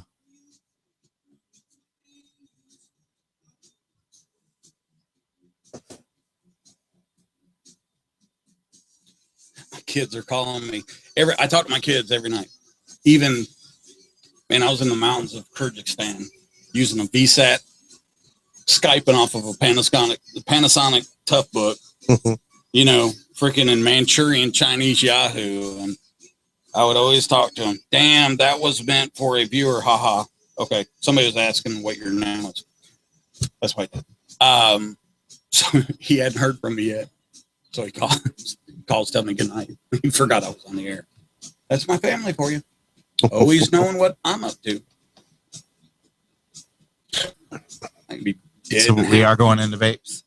Yeah, I'll seg into it unless you want to seg into it. Go ahead. One show we should talk about are what we carry every day. In the firearms section, talk about your EDC. Have you ever see that picture Scotty took of all the stuff I carry? Yeah, I did see that. He's like, Jesus Christ, you carry chem lines? And I'm like, Yeah, dude. I don't leave the house without chem lights. Shoot. Hell, just for tonight's show, I thought if we needed something silly to talk about. What is that? You don't know what this is? I can't see it really. Emergency radio, Emergency radio, crank light. flashlight. Shoot, man. I can't tell you how many times I've used this thing. I'm surprised it still works. Got 130. I love it. Man, car breaks down. Go for your regular freaking mag light or whatever. It doesn't freaking work. Or go for your stream light. Damn, lithium batteries burn out so quick. Mm-hmm. That's why I posted that rechargeable O light. Yeah. I got a little, I never was a big LED one, but you kind of got to nowadays. You do. I mean, I have a Surefire 6P, I think it is. I got the exact one. And it was it uses the high intensity, almost like a halogen bulb. Yeah. For me, they burn out constantly. And 160 lumens, something like that. Yeah, It takes, but for me, they burn out constantly. I was replacing them, yeah. like once a month almost. Those batteries. LEDs last forever. Mhm. Absolutely. All right, here we go. I guess. Give me the finger. All right, you got the thing. I got the finger. When your radio engineer gives you the finger, that means start talking about something. So I guess that's me. Hey, we're going to switch now to the second part of the show, which is the gadget part. Yeah. One of the big reasons why Xander's with us, obviously gun fanatic. He's gun bunny. Very knowledgeable young man. He's younger than me, so I can say that.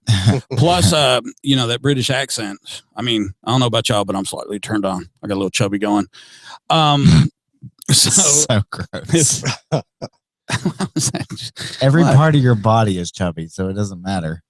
Okay, you're fired. Oh, Wait. I'll do like Scotty does. Are you gonna mute me? Where's my taser? Love you, Scotty. Love you, Scotty. All right. Yeah. Okay. One of the big reasons Xander's with us is I found out earlier today when I was asking around because I thought that a good topic to talk about on gadgets would be probably the biggest craze in our country right now, and that's vaping. Very big. And I just asked Alex, Xander, Xander during the break. I said, "What do we call this?" And he said, "Hey, man, just say electronic cigarette." And McLovin, I don't like electronic cigarette because there's such a bad annotation with cigarettes in this country. I see where you're coming from. I mean, you attach. They're trying to move away from the word cigarette because of the connotations. Yeah. I've been vaping now since 2010. So, the vaping wasn't even a word back then for the. Well, it was, but it was for herbal products. Man, I got to tell you, I know. I'm serious. I know zero. It's also called an electronic hookah. Really? Yeah. Well, I mean, are you a smoker? I was for years, but not in the last 10. You're not looking to get back into it then?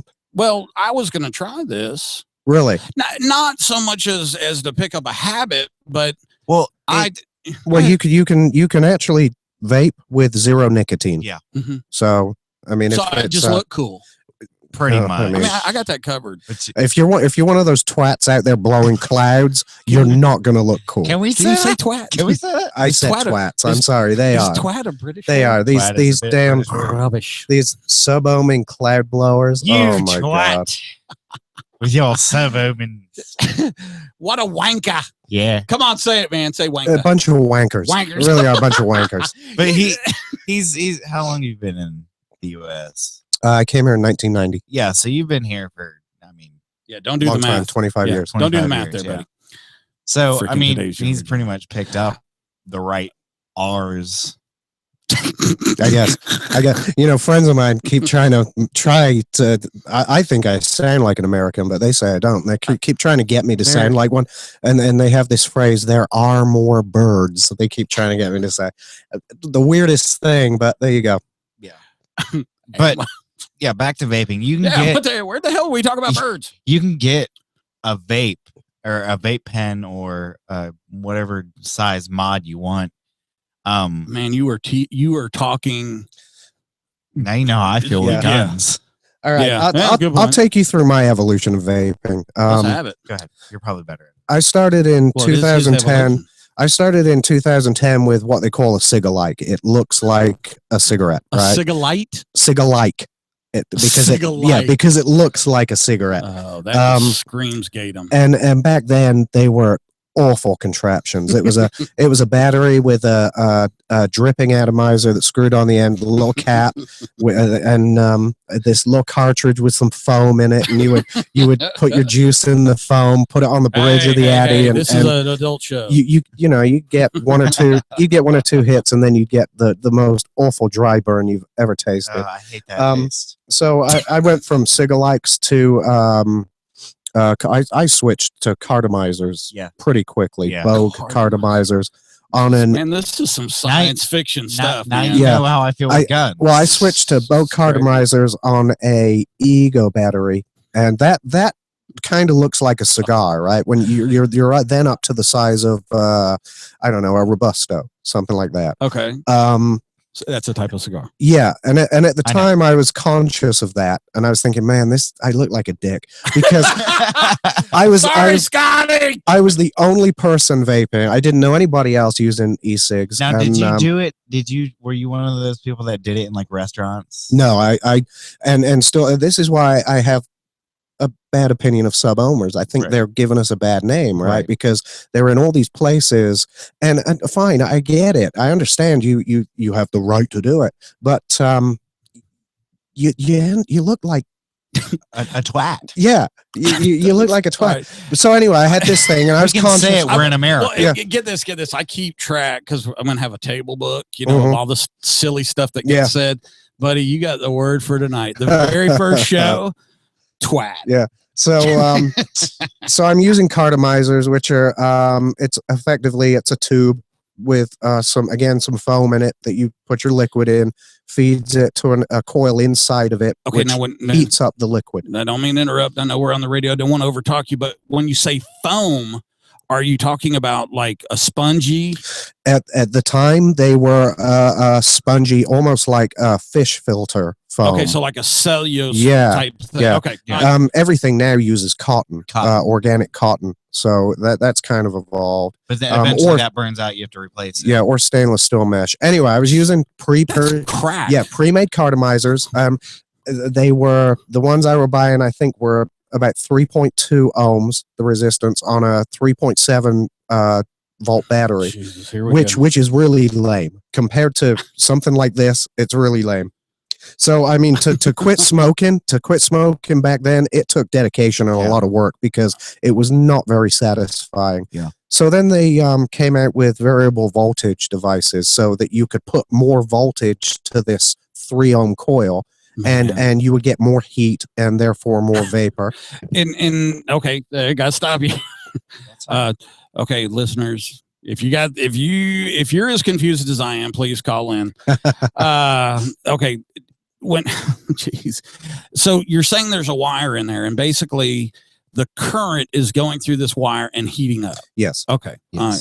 Yeah, the current heats up the coil, which Alright. in turn vaporizes the liquid. Okay. Now the In the idea, the idea, yeah, there's a wick in there as well to get Now, do you liquid have to to the coil. build all this, or is it come already You- done? you can.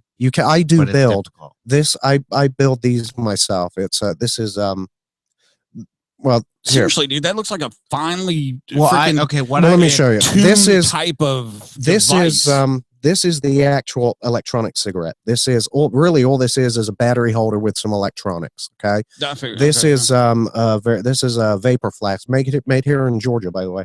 Now, it's you're- like a little, for people that aren't on the YouTube, it's a Yeah. little box looking thing. It looks like a flask. Yes. Yeah, Yeah, it hence looks the like a- name vapor flask, Okay, right? it looks like a cell phone sized flask. And it's this good is looking, too. I mean, it's yeah, it's modern looking. and It's it's one of the it's probably the latest evolution in vaping. It's what's called a DNA 40. So Jesus it'll- Christ. which means it will provide up to 40 watts of power. Yeah. Okay. But it has in these newer devices, it has temperature control, because the key to all this is trying to not burn your liquid. When you get to temperatures that burn your liquid, you get into aldehydes and carcinogens. I was about to say toxins, or you right? you get toxins. And a lot of vapors love to ignore it, or say, oh well, it's still safer than smoking. Sure, it's safer than smoking, but if you can limit the risk even further, why not? Right? Yeah. So this is I use a nickel coil that I wrap. This is a very low resistance because nickel has virtually no resistance, but because I'm using a regulated device, it's safe, right? The electronics in here make sure I don't put too much power to the coil. They make sure I don't stress my batteries, and they make sure I'm not pulling too much amperage and blowing the thing up. Okay, now what kind of batteries are in there? These are 18650 lithium ion, I think. Jesus. Now, how much is there? 2, 5, 8, 12? There's 2 batteries in Two this batteries. device. Most devices though carry one. One battery. Okay. battery. Mine carries a 1. And how much are those batteries? The batteries themselves, they're about $8. And how long will the battery last on a normal? Its actual life cycle or a day's vaping? Do you mean how long will a charge last, or how long will the battery last? Is it a rechargeable? Yeah, it's rechargeable. Yeah. I didn't know. Yeah, and with this device, I can go for 3 or 4 days without recharging. Okay, cool. And Which is a lot. It's a lot, but it's because of the way I vape. I vape like I smoked, right? I'm not taking big, long, sub-ohm dickhead hits. Avoiding all those. Sorry, Scotty. Sorry, Scotty. But no, because you're new, you're obviously not going to just jump into crazy that. Well, why? Okay, you can go to a vape shop and they'll start the one I went to. Kits, right? Yeah, the starter kit. You'll get a starter kit. $99. And a lot of places now, vapes. a lot of places are going to try to push these sub-ohm tanks on you, right? Sub-ohm? Yeah, a sub-ohm tank. Which is, again, which is low resistance, high wattage, a lot of vapor. Well, for somebody who's trying to quit smoking, it's completely unnecessary. Yeah. Man, and all right, here we go. Let's piss some people up. So these guys that are over in the trailer park, they've got all this figured out. I got a 144 IQ, and I'm a little dazed and confused right now. So I'm just wondering about the guy who wears the white beater. It's kind of like video games. You got to be into it. You do. That's exactly what it is. Good cover. I'm just saying. That's Appreciate it. Honestly, when you get into something like this, it's a hobby more than this is $500 or so, right? Are you serious? This was, yeah. That's $5. Maybe 4. It was $300 for the flask and $100 for the K Fund. That is a hobby. Denise just said, "I've never heard Mike speechless, and y'all have him speechless with the vape talk." I swear to God, I don't. I never like not knowing about something. It's weird, isn't it? I can tell you how long a day on Mars is. I can tell you how long it takes light to get from the sun to the Earth. And I can't figure out what the hell y'all are talking about. Yeah. The good news is, if you're a beginner and you go to a reputable vape shop, they'll get you started the right way. Now, from what I understand, you're very good friends with the local shop. Yeah, I know Chuck and Connie up at Rolling Rock. I went to their store the day it opened. Really? Took a while to go back. And Chuck, whenever I'm up there, Chuck tells people this story. He says, Alex came in and looked around and said, when you get something good, let me know. Let me know and I'll come back. Perfect. Yeah. That's on Honey Creek, right? Honey Creek here in Georgia, or Conyers? It's on 20 at at Honey Creek. Yeah, Honey Creek in Georgia. Yeah, on that intersection of Georgia 20 and Honey Creek. There's in the Ingalls Shopping Center. Ingalls Shopping Center. That's what I was looking for. Yeah, I'd give them a little plug there since they're supplying us. Right. Yeah, and the nice thing about those guys, when I called in this morning, it was about safety. And I think safety is key. Those guys take battery safety seriously. And they'll get people started the right way. Well, hey, I when we talked about this earlier during the morning show, that got brought up, and I just wanted. There's 2 things that came to mind about lithium batteries. When I was flying helicopters, that's where NVGs, night vision goggles, we use lithium batteries, and no one had warned us about lithium batteries. Now, the worst thing you want to be doing is flying along in a $6 million aircraft doing 180 knots atop of the trees, and your batteries go dead on your NVGs. Right. So they always stressed carry extra batteries. Now, when you're wearing a flight suit, along your left bicep here is a vertical zipper, and that's where your pens go, and you can throw your change in there and your car keys and all that other stuff. Well, that's where we were throwing our NVG lithium batteries. Well, when a lithium battery makes contact with your keys, it vents. It gets hot, and some burn marks on your arm. The next thing is and I don't know if you know why they went to lithium in batteries, and a regular alkaline cell would taper off. Right. A lithium battery will go straight and then drop off, so you get more usage out of the actual battery itself. So, okay, see, I see it's just sitting there. When it's just sitting there, it's still hot, right? I mean, it's still cooking. Oh, it's not. No, with this one, I have to use the fire button. And you only do that for a microsecond, like right there? I hold it for as long as I'm taking a draw on it. As you So I'll start pressing now. And you do it. If you're watching on video, you'll know. You held it for a total of maybe 2-3 seconds. Yeah, I use it the way I generally draw on a cigarette. Well, it takes a slightly longer draw on the electronic. Is it harder to draw than off of a cigarette? Or most of these tanks have an adjustable airflow, so you can vary that if you want. You can have a tight draw or a loose draw. Now, the flavor. How would you describe the flavor? Like what makes the flavor? Like with the juice. What makes it good? Oh, okay. So the liquids. The liquid is generally a blend of vegetable glycerin and propylene glycol, with flavorings added to. You want to write it down? Propylene glycol. Well, that sounds good. Yeah, PG. The anti-vapors will try to convince you that that's in antifreeze. Well, it might be, but so's water. Yeah. I thought wait. I thought antifreeze was ethyl glycol.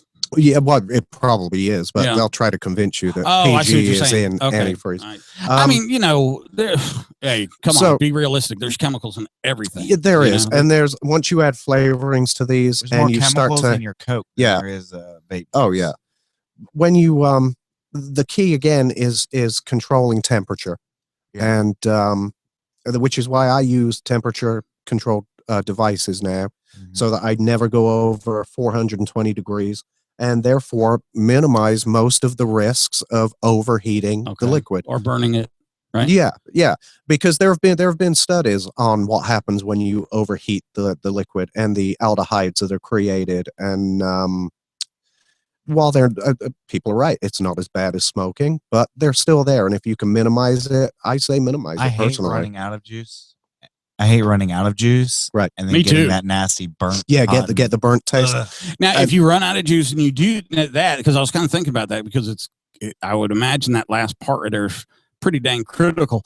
If it burns, is it wasted? Are you gone? If you burn your wick, you either replace if it's you're getting divorced. Yeah, if it's a pre-built thing, you just put a new coil in. If you build it yourself, you just take the wick out, put a new wick in. Okay. All right. Cool.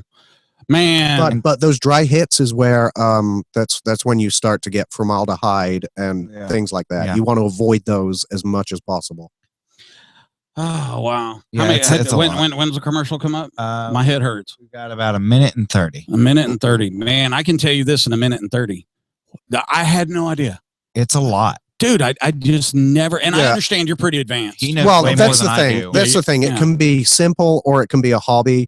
I started off simple. I've moved into the hobby. I've been through so many of these things, and when something new comes out, I try it and see how it goes. Luckily, when the K-Fun came out, the K-Fun Lite 2 years ago, I started using those and said, that's it. That's all I ever need. K-Fun? Yeah, this tank is the K-Fun. Jesus Christ. It's made in Germany. Fantastic little thing. I think again, it looks like it's machined on a freaking metal lathe. They're very well made. That's crazy. But again, not for a beginner. but No. it's perfectly good for an intermediate vapor. I think it's easy to build. So there's different levels of vapors. Sure, it's a yeah. I mean, it's a So there's hobby. like, is there any ninja? There are people that they call themselves professional vapors, Is there a and ninja? they go to Oh my competitions. god! Yeah. Talk They about go- twats. Yeah. Oh, seriously, wait. man. Twats. Yeah. Not twats. You go. Yeah, You Did you say that's twat? what. No, we can't say. They twat. go do Twat. these. Twat. They go do name. these cloud blowing contests.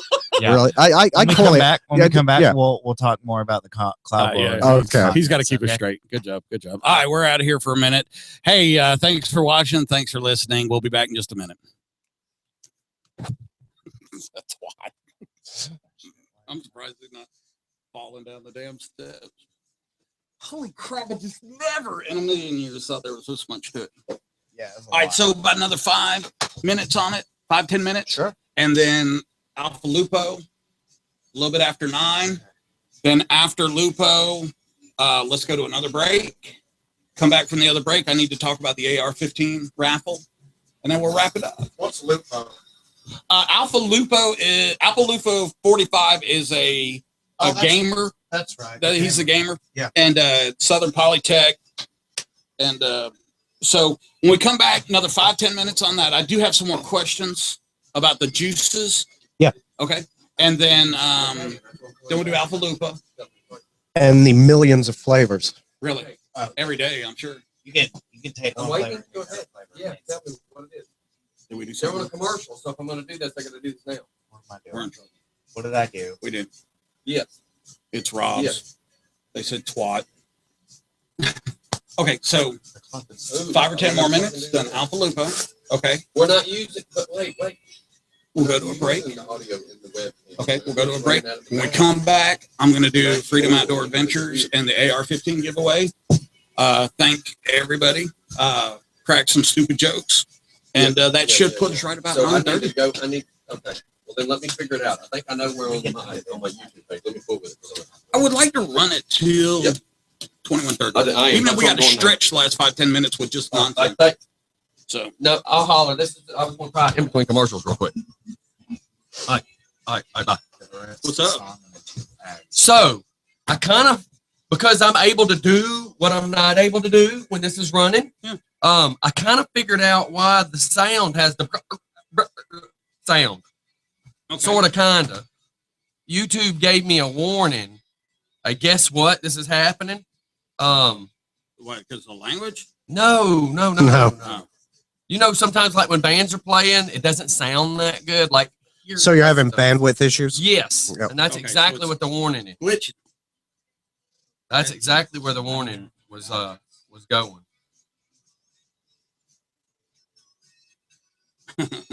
MikeCigarettes.com. People come up with some silly. Mike'sFags.com. When y'all said twat, I was upstairs he said dying twat. laughing. He said, And you're like, no, you can't say twat. You can say twat. I'm going, what? my what happened? Why? Oh, okay. I didn't know who it was. Damn, I don't just give my home address out to any freaking. Isn't it unbelievable that you can Slave. do this? Live stream video. Mm-hmm. Remember when back in the 80s when you'll remember this, you won't. When Live Aid was simulcast. Oh, God. It was yeah, on, it was such it was a on the huge- TV and the radio at the same time. Yeah. You do that every day. Okay, we. Yeah. It's time to go live. Huh? Yeah. Well, you know what I'll do? Just keep. Run another song. No. Let it keep going, and we'll take it back tomorrow. I'll know to mess with this in the morning. Go take it back. I'll just mess with it tomorrow. But I just now I know because somewhere either in here or YouTube itself gives me the bandwidth because I've adjusted it before. Barry said that he goes having no issues picking you guys up, no bandwidth issues here. No, video's not. It's all in the audio. Oh, it's on the audio. All in the audio. So through the streaming. Hey, I told Brendan, if you're watching me, which I know you are, I 11 told seconds. Brendan 9:15 to 9:20. I'm gonna go over the AR-15 giveaway, talk about the weapon, All right, we got to go back. and basically you'll be the point of contact. And yeah. Ow! He pointed right at me. Did I get red? Did I go red? Did I vape? No. Okay. Can't blame a guy for trying. I mean, it's not as complicated as you think once you get one. Hey, Scotty, I didn't know that you vaped. Oh, there's at least twice a week I see smoke coming out of his ears. He would be one of those. What'd you call that again? It's vapor. Yeah. What was that name that you called it? The guys who blow the big clouds of smoke? A twat. Yes, the morning show has got a new word. A twatter. Follow us on Twitter. Follow us on hashtag twat. Yeah. I'm gonna steal that one. Hey, I got some questions now. I'm not sure of the listener base and all that other stuff. Probably I'm the only guy on the dang planet that has no idea what the hell you're talking about. Here's the thing. Okay. You were telling me in the beginning there about levels of not caffeine, nicotine. Thank you. Yeah. Jesus, what happened to my brain? Here, let me get another sip of this beer. Usually goes like 0.3 something. Yep. 0, 3, 6, 9, 18, 24, 36, 48. Oh, you learned to count at airborne school too. So, and a lot of people try to use an equivalency to cigarettes. How many cigarettes is this equal to? I asked how much one cigarette was. I think the number was like 28. I honestly have no idea what it is. Okay. Anyway, to me, there's no equivalency. When I started vaping, I started with a high nicotine level, right. and your body, it kind of knows what it wants, right? Yeah. Right. They say it's self-titration. And God, so where do y'all come up with all these words? Well, that's just a scientific thing. It's how much down, nicotine is absorbed into your bloodstream and gets to your brain. So anyway, I started on 36 milligrams per milliliter of nicotine. Now I use 18 milligrams per milliliter. But again, because of the way I vape. If I was a sub-ohming cloud chaser, I know. I'm getting a t-shirt. I know. I'm getting a t-shirt with that on it. I know. I'm a sub-ohm, AOHM. Yeah. Sub-ohming cloud chaser. Oh God. I shouldn't give him a hard time because I really shouldn't give them a hard time because, if it got them off cigarettes, then fine, good on them. Bless their little cocksocks. But I don't think you hear that. I use 18 milligram because it's what works for me. It's what I like. I get satisfaction out of it. Okay, now do they mix the flavor and the nicotine? Yeah, well, usually your one of your bases, either the PG or the VG, will have the nicotine in it. Well, but again, you don't need to worry about that. All you need to know is if you want to try it, you will go find a flavor at zero milligrams of nicotine. Okay, is there an online, undergraduate course that I can take? Oh, I mean, can I use my post 9/11 GI Bill? Honestly, your best resource is YouTube. Well, you can also. Well, okay. I spent about when I went to go get my first vape, I made it a big deal. I was excited, and I go into the local vape shop, and I made enough time to where I could spend an hour and a half just asking as many questions as I needed to, feel comfortable. Sure.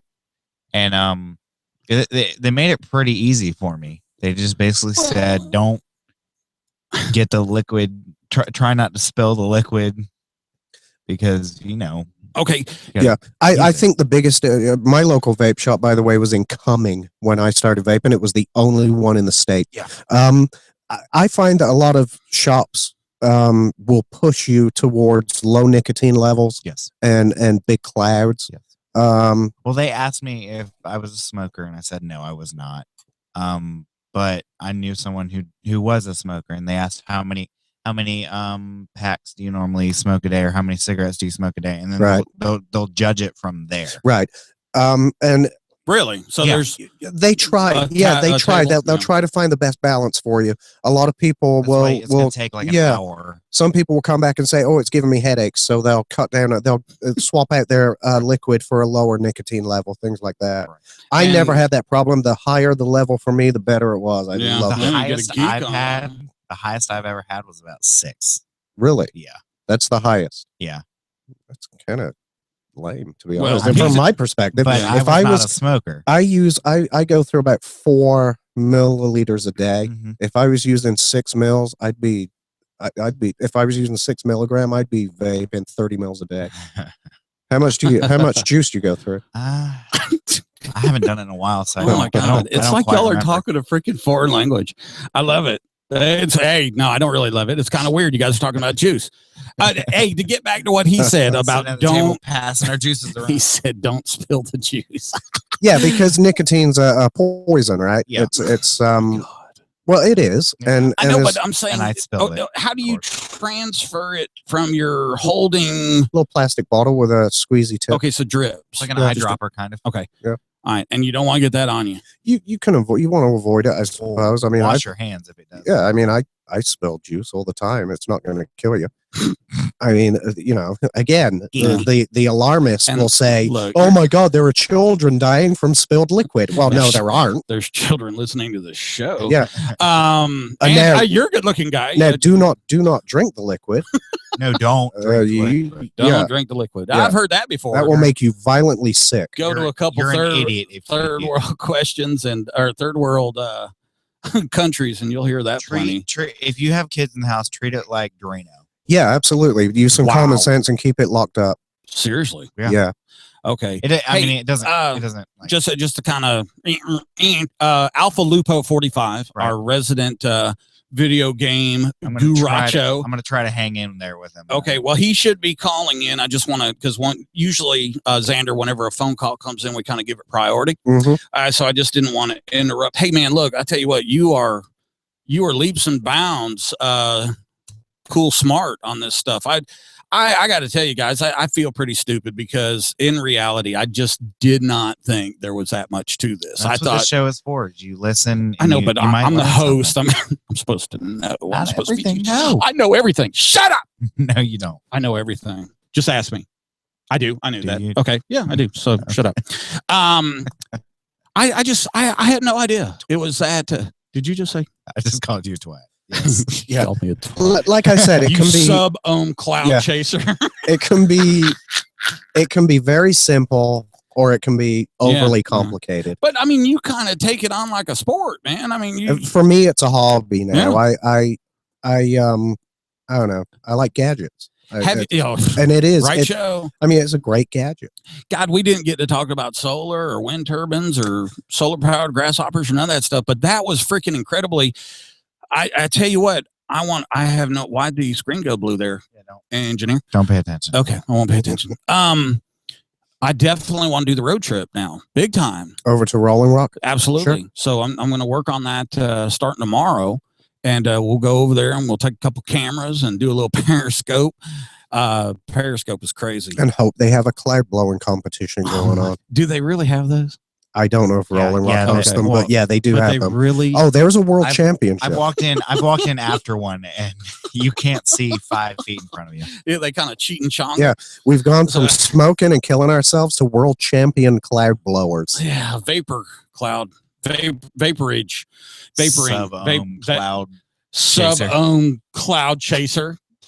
I love that. Oh man, that's I can just it's gonna like Hans.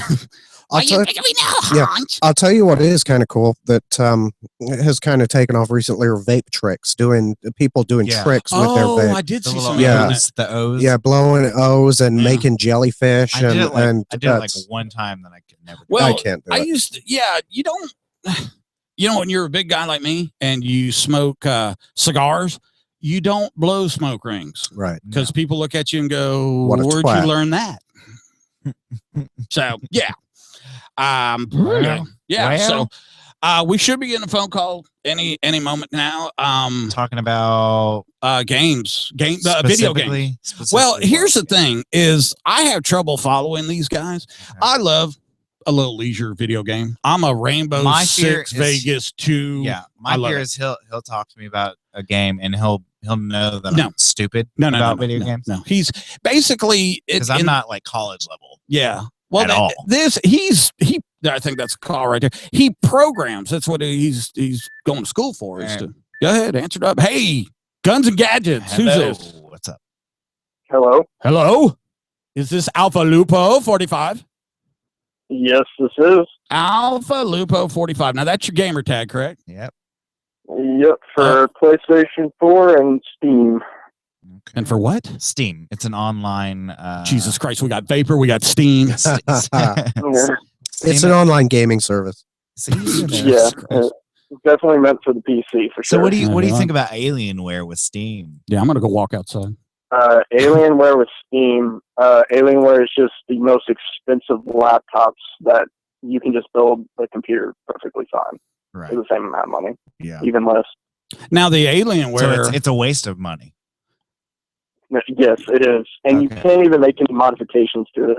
Yeah, that's what I was about to say. The Alienware, that's it, dude. When you buy or purchase that package, that's Right. it. Because you start breaking seals on that, and you're done. So, Pretty much. and those things are like stupid. I have a nephew that builds desktops, Right. and he was building these things with, they've got liquid coolant running through them. Sure. Yeah. And, and I was saying, how much would it cost to build one of those? He's 500, 800, whatever. And then he goes, they're comparable to Alienware. So I did some research into them. You know how much an Alienware freaking desktop costs? Almost Oh, they can be $1,000. thousands. Yeah, Like like, $5,000, I'm sure. and that's like a basic package. Yeah. So that's nonsense. No, I don't think I'm gonna go that way. Hey, listen, like I said, I am thoroughly intrigued by the AI that's involved in Rainbow Six, Vegas 2. Because those little bastards can find you no matter where you go on that thing. And I mean, I love to run in there and throw hand grenades and shoot, but I'm a girl. I'll turn around and run back out and they'll find me. Yeah. But that was technology from about 10 years ago. Yeah. So, Alpha Lupo, what, I know there's like a crap load of games coming out, isn't there? Ooh, Star Wars. Oh yeah, Gotta good. talk about Star Wars. Oh my God, don't even talk about it. Sorry, that stuff is Star Wars amazing. Battlefront. Let's just say that. But actually, to go off of Rainbow Six, you might be happy about this. Gamescom, which is the biggest kind of video game gathering between the try-hard Call of Duty fans and the hoping remakes of the Final Fantasy fans. Actually, Tom Clancy, Ubisoft is bringing out The Siege and The Division, which are some of the most beautiful games I've seen. They're two From separate them- games. Okay. Yeah, two different games, The Division and then Yeah, talk Siege. slowly for the stupid. I.e. your father. But of course, Call of Duty fanboys. Of course, I'm one of them. Nope. Pretty much, they're fanboying over Black Ops 3. It's definitely dragging some attention. It's changing some of the playstyle that everyone's going through right now, especially with the two crap games that they came out with, Advanced Warfare and Ghost. Yeah. Um, yeah. Yeah. I, I'm a battle- You'll like Siege, Mike. It's the next Rainbow Six chapter. Is it? Yeah. my Now, I didn't like last- to sneaking around not doing nothing. Remember when Rainbow Six first came out? You snuck around and you didn't even have a weapon. I was playing Rainbow. Do you remember the first one? I think it was called Rogue Spear. Rainbow Six Rogue Spear. Something like That that. was I was married back at the time, and we'd go to the bars on a Friday night. We'd come home and we'd be online until like 5 a.m. playing Rogue Spear. So Not that much led to your changed. divorces. Not much changed. I like the rock'em sock'em shoot 'em up stuff. I just, I watch my boys play, and my 12-year-old can spend 10 to 15 minutes putting together his weapons and uniforms and That drives me nuts. the respawn. Yeah, why the it's all hell all the about the respawn? If you okay. Yeah, I'll let you explain. Okay, look, I used to play SOCOM. When SOCOM first came out, SOCOM 1, SOCOM 2, SOCOM 3, I was a big guy, okay? But you didn't respawn. I understand that, but there are modes where you don't respawn. Like, say it was. I'm trying to think of. I Search and guess. destroy. I'm sorry. Search and destroy. Yeah, You don't respond to that. search and destroy. How the hell did he know that from what you were just saying? You said there's a game that No, it's a mode in the a game mode. on the online servers. No, okay. Yeah. There we go. Yeah, But you can turn off respawn if you want to. The respawn was made. Because freaking 9-year-olds are on there. Well, no, it's I'll kill the little bastards. it's I'm a telling numbers. you. I go it's a ballistic. ratio thing. ratio. Yeah, it is. Stop trying to sound intelligent. No, I'm being serious. It's the KDR, kill death ratio. Our callers. How many like, kills you Oh get my versus God. how many deaths you get, and that was the big thing. What's your KDR? how many hours a week? Now I know you're doing the college thing. So how many hours a week do you spend involved in not programming or not banging out code or nothing like that? But how many hours a week do you spend playing? Considering that after all my work is done and everything else like that, I tend to spend maybe 5 hours at night just to kind of freshen up on certain things or go play a story mode on some game That's like nothing. Assassin's Creed. Each night. 5 hours a night is Jesus. minuscule. Now you play on one of the game platforms or do you play on a computer? Because I know that's two really big different things. Yeah. I play on PS4 sometimes because I just have to go back to my originality. I've always been a PSN fanboy. And I'm about to make the switch from PS3 to PS4, and Yeah, I'm getting nervous. is definitely worth. I will tell you that they have definitely come out with a lot of new features, a lot better processing power behind the PS4, especially for certain games that you're kind of. I want to say, which games do you usually play? Like, do you play like shooters? I'm a big Battlefield. You're Call of Duty. I'm Battlefield. No, man, Battlefield's where I just play Call of Duty just to piss off some little 9-year-old. Yeah, and that's fine if you want to do that. But if you want to play with the real gamers, go to Battlefield. It's strategic. No, I'm serious. It's strategic. You'll take a guy who played the past two series in Call of Duty, and you'll put them on a Battlefield game that's been out for and they 2 can't do years, anything. and they're like, "What the heck is this?" I know, but yeah. Come on, I've seen these guys. Especially with the respawn crap. I don't even see how there's anything other than spraying and praying going on because it seems like they With spawn, Battlefield? they run out there and and they're dead. That's Then- Call of Duty, not Battlefield. What about what's the Black Ops one where they're on that boat?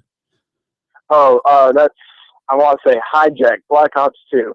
Black Pretty Ops much. 2 hijack. Okay. Yeah. And that's Yeah. the boat Black- thing, right? Where they Where you just go back and forth. It's Yeah, very it's what the linear. hell? You just kind of sit there and just get kills. Essentially. it's no fun whatsoever. Hey, But Let me ask you a the- question. These newer consoles, do they let you plug in and play with a keyboard and mouse yet? I'm sorry. The newer Keyboard console. and mouse. Yeah. Instead of using those Uh, ridiculous controllers, can you plug a keyboard and mouse into See, it now? That's what Alienware is supposed to be for. That's Yeah. PC though. I can do that on a PC, Yeah, but But you can play the PS3. Okay, You can, go ahead. yeah. All right. One of the controllers. See, for PC, you can plug up an Xbox controller. You can plug up your PS4 controller. I'm sure you already know that or whatever. But they haven't integrated any of the technology for you to play keyboard and mouse per se on a PS4 or Xbox. No. It just doesn't have the processing power of this many buttons It'll that never I need have. to recognize. It'll never. I It won't be a wouldn't believe PS. It won't be a. It's be way too expensive. No. Hey, Alpha Lupo 45 there, buddy. Hey, look, I appreciate you calling in. We're gonna try to do this every Tuesday night with you around the same time. Unfortunately, we're gonna take a break real quick. We're gonna come back. I need to talk to everyone about Freedom Outdoor Adventures, which is a charity that I work with. They're having a big raffle. They're giving away this cool black rifle. I want to talk about that for a second. And then I'm gonna thank everybody for being here. I'm going home. All right, What do you think about that? Hey, All Alpha right. Lupo, appreciate it. Thank you. we're gonna head. Yeah, no problem, man. Thank you so much. All right, we doing a commercial? Yeah, going to a commercial now. All right, look at that, man. He's jamming. Scotty, he's jamming. He's like all over it. All right. So let me just get this set up here. yeah, I am completely useless with those controller things. But not bad with a keyboard and mouse. Yeah, You should see my 11-year-old I don't know what it is. 12-year-old son. Well, I don't know what it They is, don't but even- the Brits, they love the PC, Mhm. and I don't know why. I haven't figured that out. I like the convenience of a console, Now the but I Japanese, want the controller that I'm good with. and I get that, but you won't get that. That sucks. That sucks because whenever I pick up one of those things, I get destroyed. Well, On the PC, No, on a console. Whenever Yeah. I have one of those That's 'cause thumbpad you're a things on a PC console, you're a I get PC destroyed. gamer. Did you start on PC? Yeah. That's why. I started Well, I on. started on my first- Atari Well, with the okay, one that's button not with a the joystick. That's not a. That was awesome. That's my kind of yeah. gaming. I'll I tell was you about what, to say, man. Though, I have I've had consoles, right? Xbox and a number of PlayStations, a PS3. I haven't fired it up in 2 years because, again, I suck at it. Most of my gaming now is done. I do it on the iPad. Really? Yeah, How the hell do you do that? they have some great games. Even Rainbow Six Las Vegas is on here, and I have a I don't little approve. Bluetooth controller I can use with it, which again I Oh. suck with. Yeah, But I it's play freaking poker. that's why you need to do storyline first. You need to do a bunch of stories. before on, jumping into the online, if you, but the You online is are- where it's at. I know, but you're crazy for just jumping in there. That's like jumping into a Shark Tank Yeah, with it is. no spear. It is. Without knowing how to use the Yeah, spear. You can there- jump in with a spear, but if you don't know how to Yeah. stab, I'm probably getting owned by 4-year-olds. You to are. be honest with you. I promise. But it's fine because I get owned by 4-year-olds. There are Japanese 4-year-olds who can rewrite that game. Hey, just so you know, too, right here it says sight, scope, and mounts are not included. They're not included. Not included. Yeah, but for $20. What are the odds? What are the odds? If you spend $100, that's 5 tickets. They're only selling 400 tickets. I wonder what are your odds of winning? Damn, I should. If you buy how many tickets? 5. Pretty slim. No, dude. I mean, if you buy one, you got One is 1 in 400. So 5 would be 1 in 1 in 80. Yeah. I think. 75, 80, right in That's there. 80 other people. Let me work pretty that damn out. good. No, people are buying $200 a ton. Yeah, they're buying them. They ain't leaving this open to a lot of people. This is a freaking $1,000 rifle. You're getting it for. In fact, it costs a little over $900. All right, whenever you're ready to bring us back, I'm good. Let's Yeah, it is 1 in 80. 1 in 80. Well, that's good. Good off That's top of your those head. are good I'm odds. impressed. I got about 3 minutes. No, about 2 minutes. Yeah, well, whenever I'm ready. I'm ready. I don't care. Play it. If you need a flyer, go. No, I got a flyer, Barry. We're good. We're about to go do it. We're about to go over it, and then we'll close out the show. We'll close out our first show. This is our last one. Yeah, this is it, man. I've been in this chair all day. my balls are sticky. Can you say that on the radio? That I have sticky balls? Sure. Sweaty balls. Sweaty balls. How many people know what that is? I mean, not many people. No, probably not. That's back when freaking Saturday Night Live was funny. That was Alec Baldwin, wasn't it? Mm-hmm. Sweaty balls. And what's her name? I don't know. What's her name? I'll play your silly game. Betty White did her muffin. So, Oh, really? Betty. her, Betty White with her her muffin. moist muffin. That's Betty White's a trip. Sometimes it gets dry. yeah. Oh. Got an ad and then we'll be right Well, I hope so because everybody's waiting.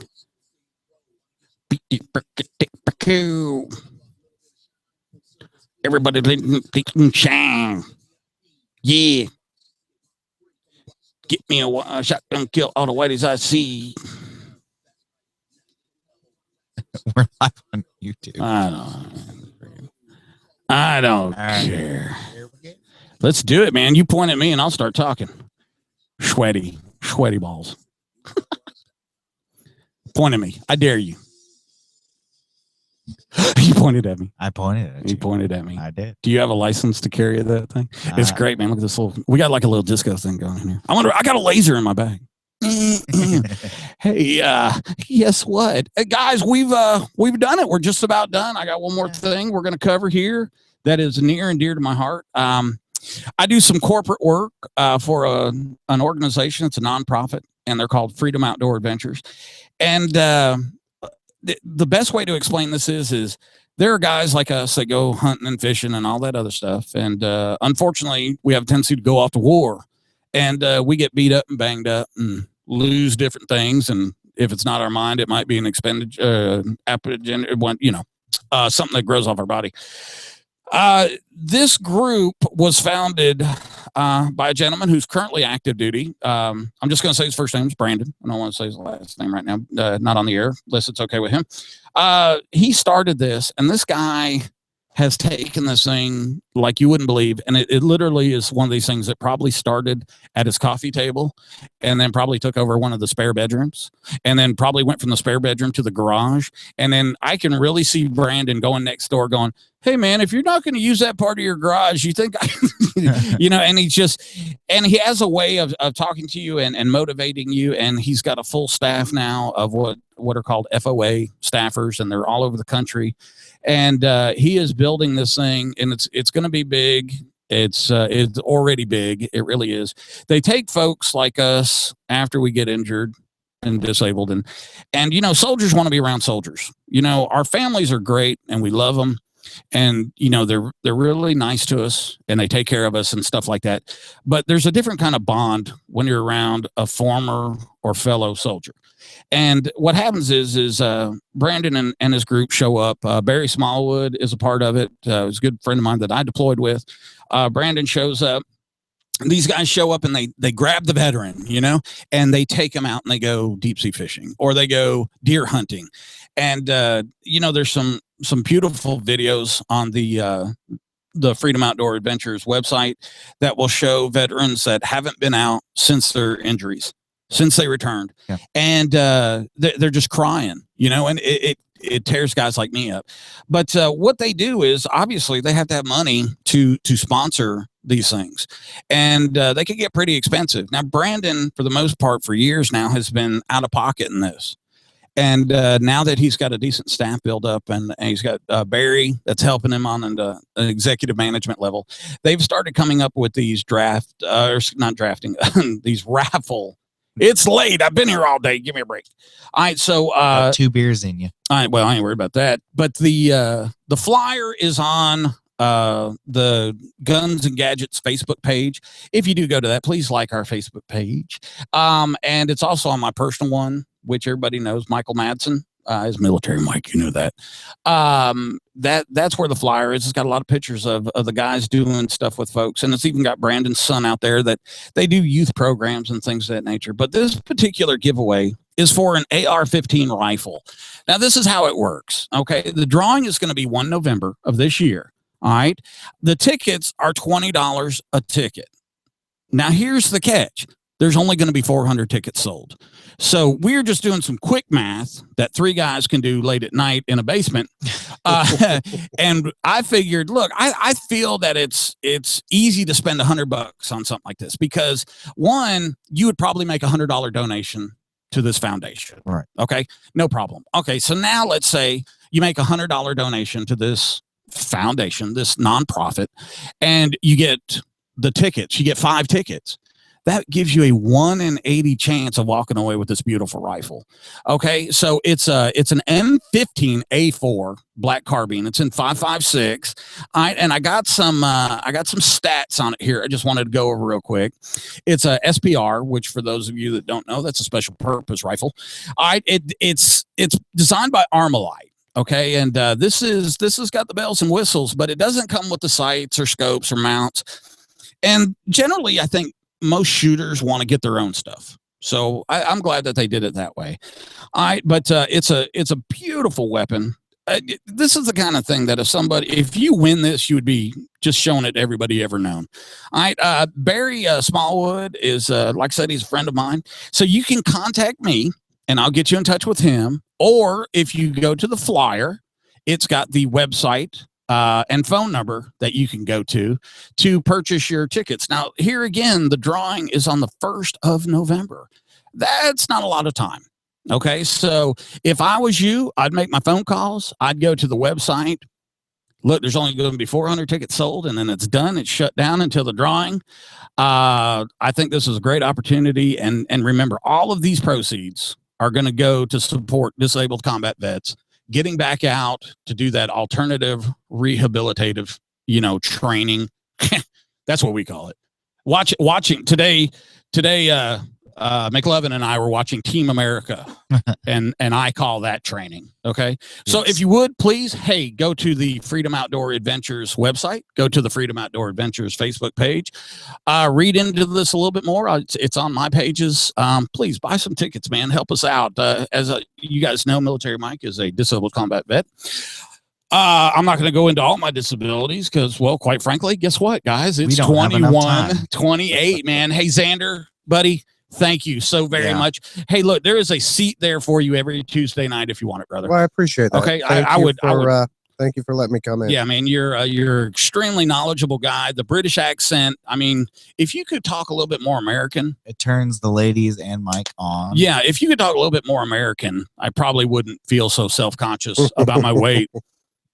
Okay, no, I'm still going to. And talking about fat, tonight was McLovin's first night at full engineering status. Did a great job. Did a fantastic job. Hey, I'm trying to think of like in Star Trek. Remember, they're like, Kirk, you had the helm for like 12 minutes, but you saved 800 lives, man. So you had the helm for like 2.5 hours, and you or I didn't get hurt, Xander. That's so, right.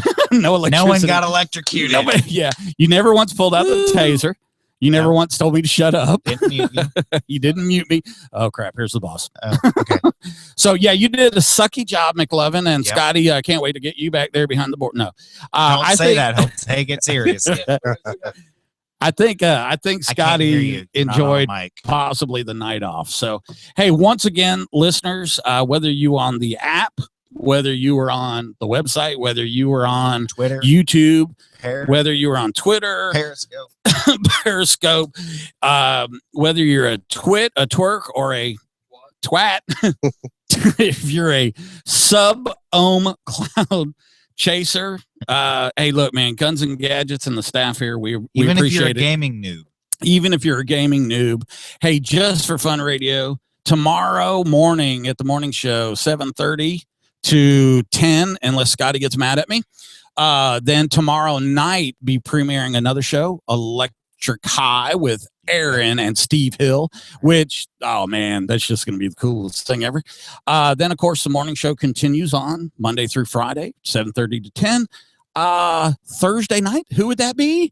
The Doc and Ladies Talk. Ladies Talk. And that's 7-ish. Look, yeah, 7-ish. Yeah, you know, women are. They're fashionably whenever they want to. Ladies Talk is an amazing show for the ladies. It's a safe zone where they can talk, and boy, do they. Friday morning, you come in here, the place smells like hummus and lavender. And eucalyptus. And God knows that's the cleanest I've ever seen the bathroom. Oh, yeah. So, hey, guys, once again, Xander, thank you very much. I appreciate you're a very knowledgeable guy. Thank you. You're a gamer. Alpha Lupo 45. Thank you So very much for calling in, and that's going to get bigger. I'm Someone sure that knows something that I know. Yeah, because I don't know jack about that stuff. Hey, seriously, McLovin, buddy, thank you, man. Yeah. That was cool. Doing my job. That was cool. I'm glad to see you back there. And Scotty probably going to kick me off after tonight. No, it went pretty damn smooth. This first night, I think we did good. He's talking to me like an old grandma. Being like, no, you did good. Bless his heart. Bless your heart. All right. Well, hey, you got a lot to learn, young one. Hey, this is Guns and Gadgets. We're on Just for Fun Radio, and this is Military Mike. I'm not wearing any underwear. Good night. Good night. See ya. YouTube video. Shaka Khan. Shaka Khan. Shuraka Tyrannosaurus Rex.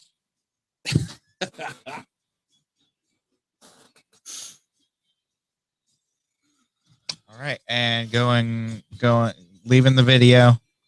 Doses. Bye, everybody. Thank you for tuning in to the first Guns and Gadgets. Hopefully, there'll be plenty more. All right, bye.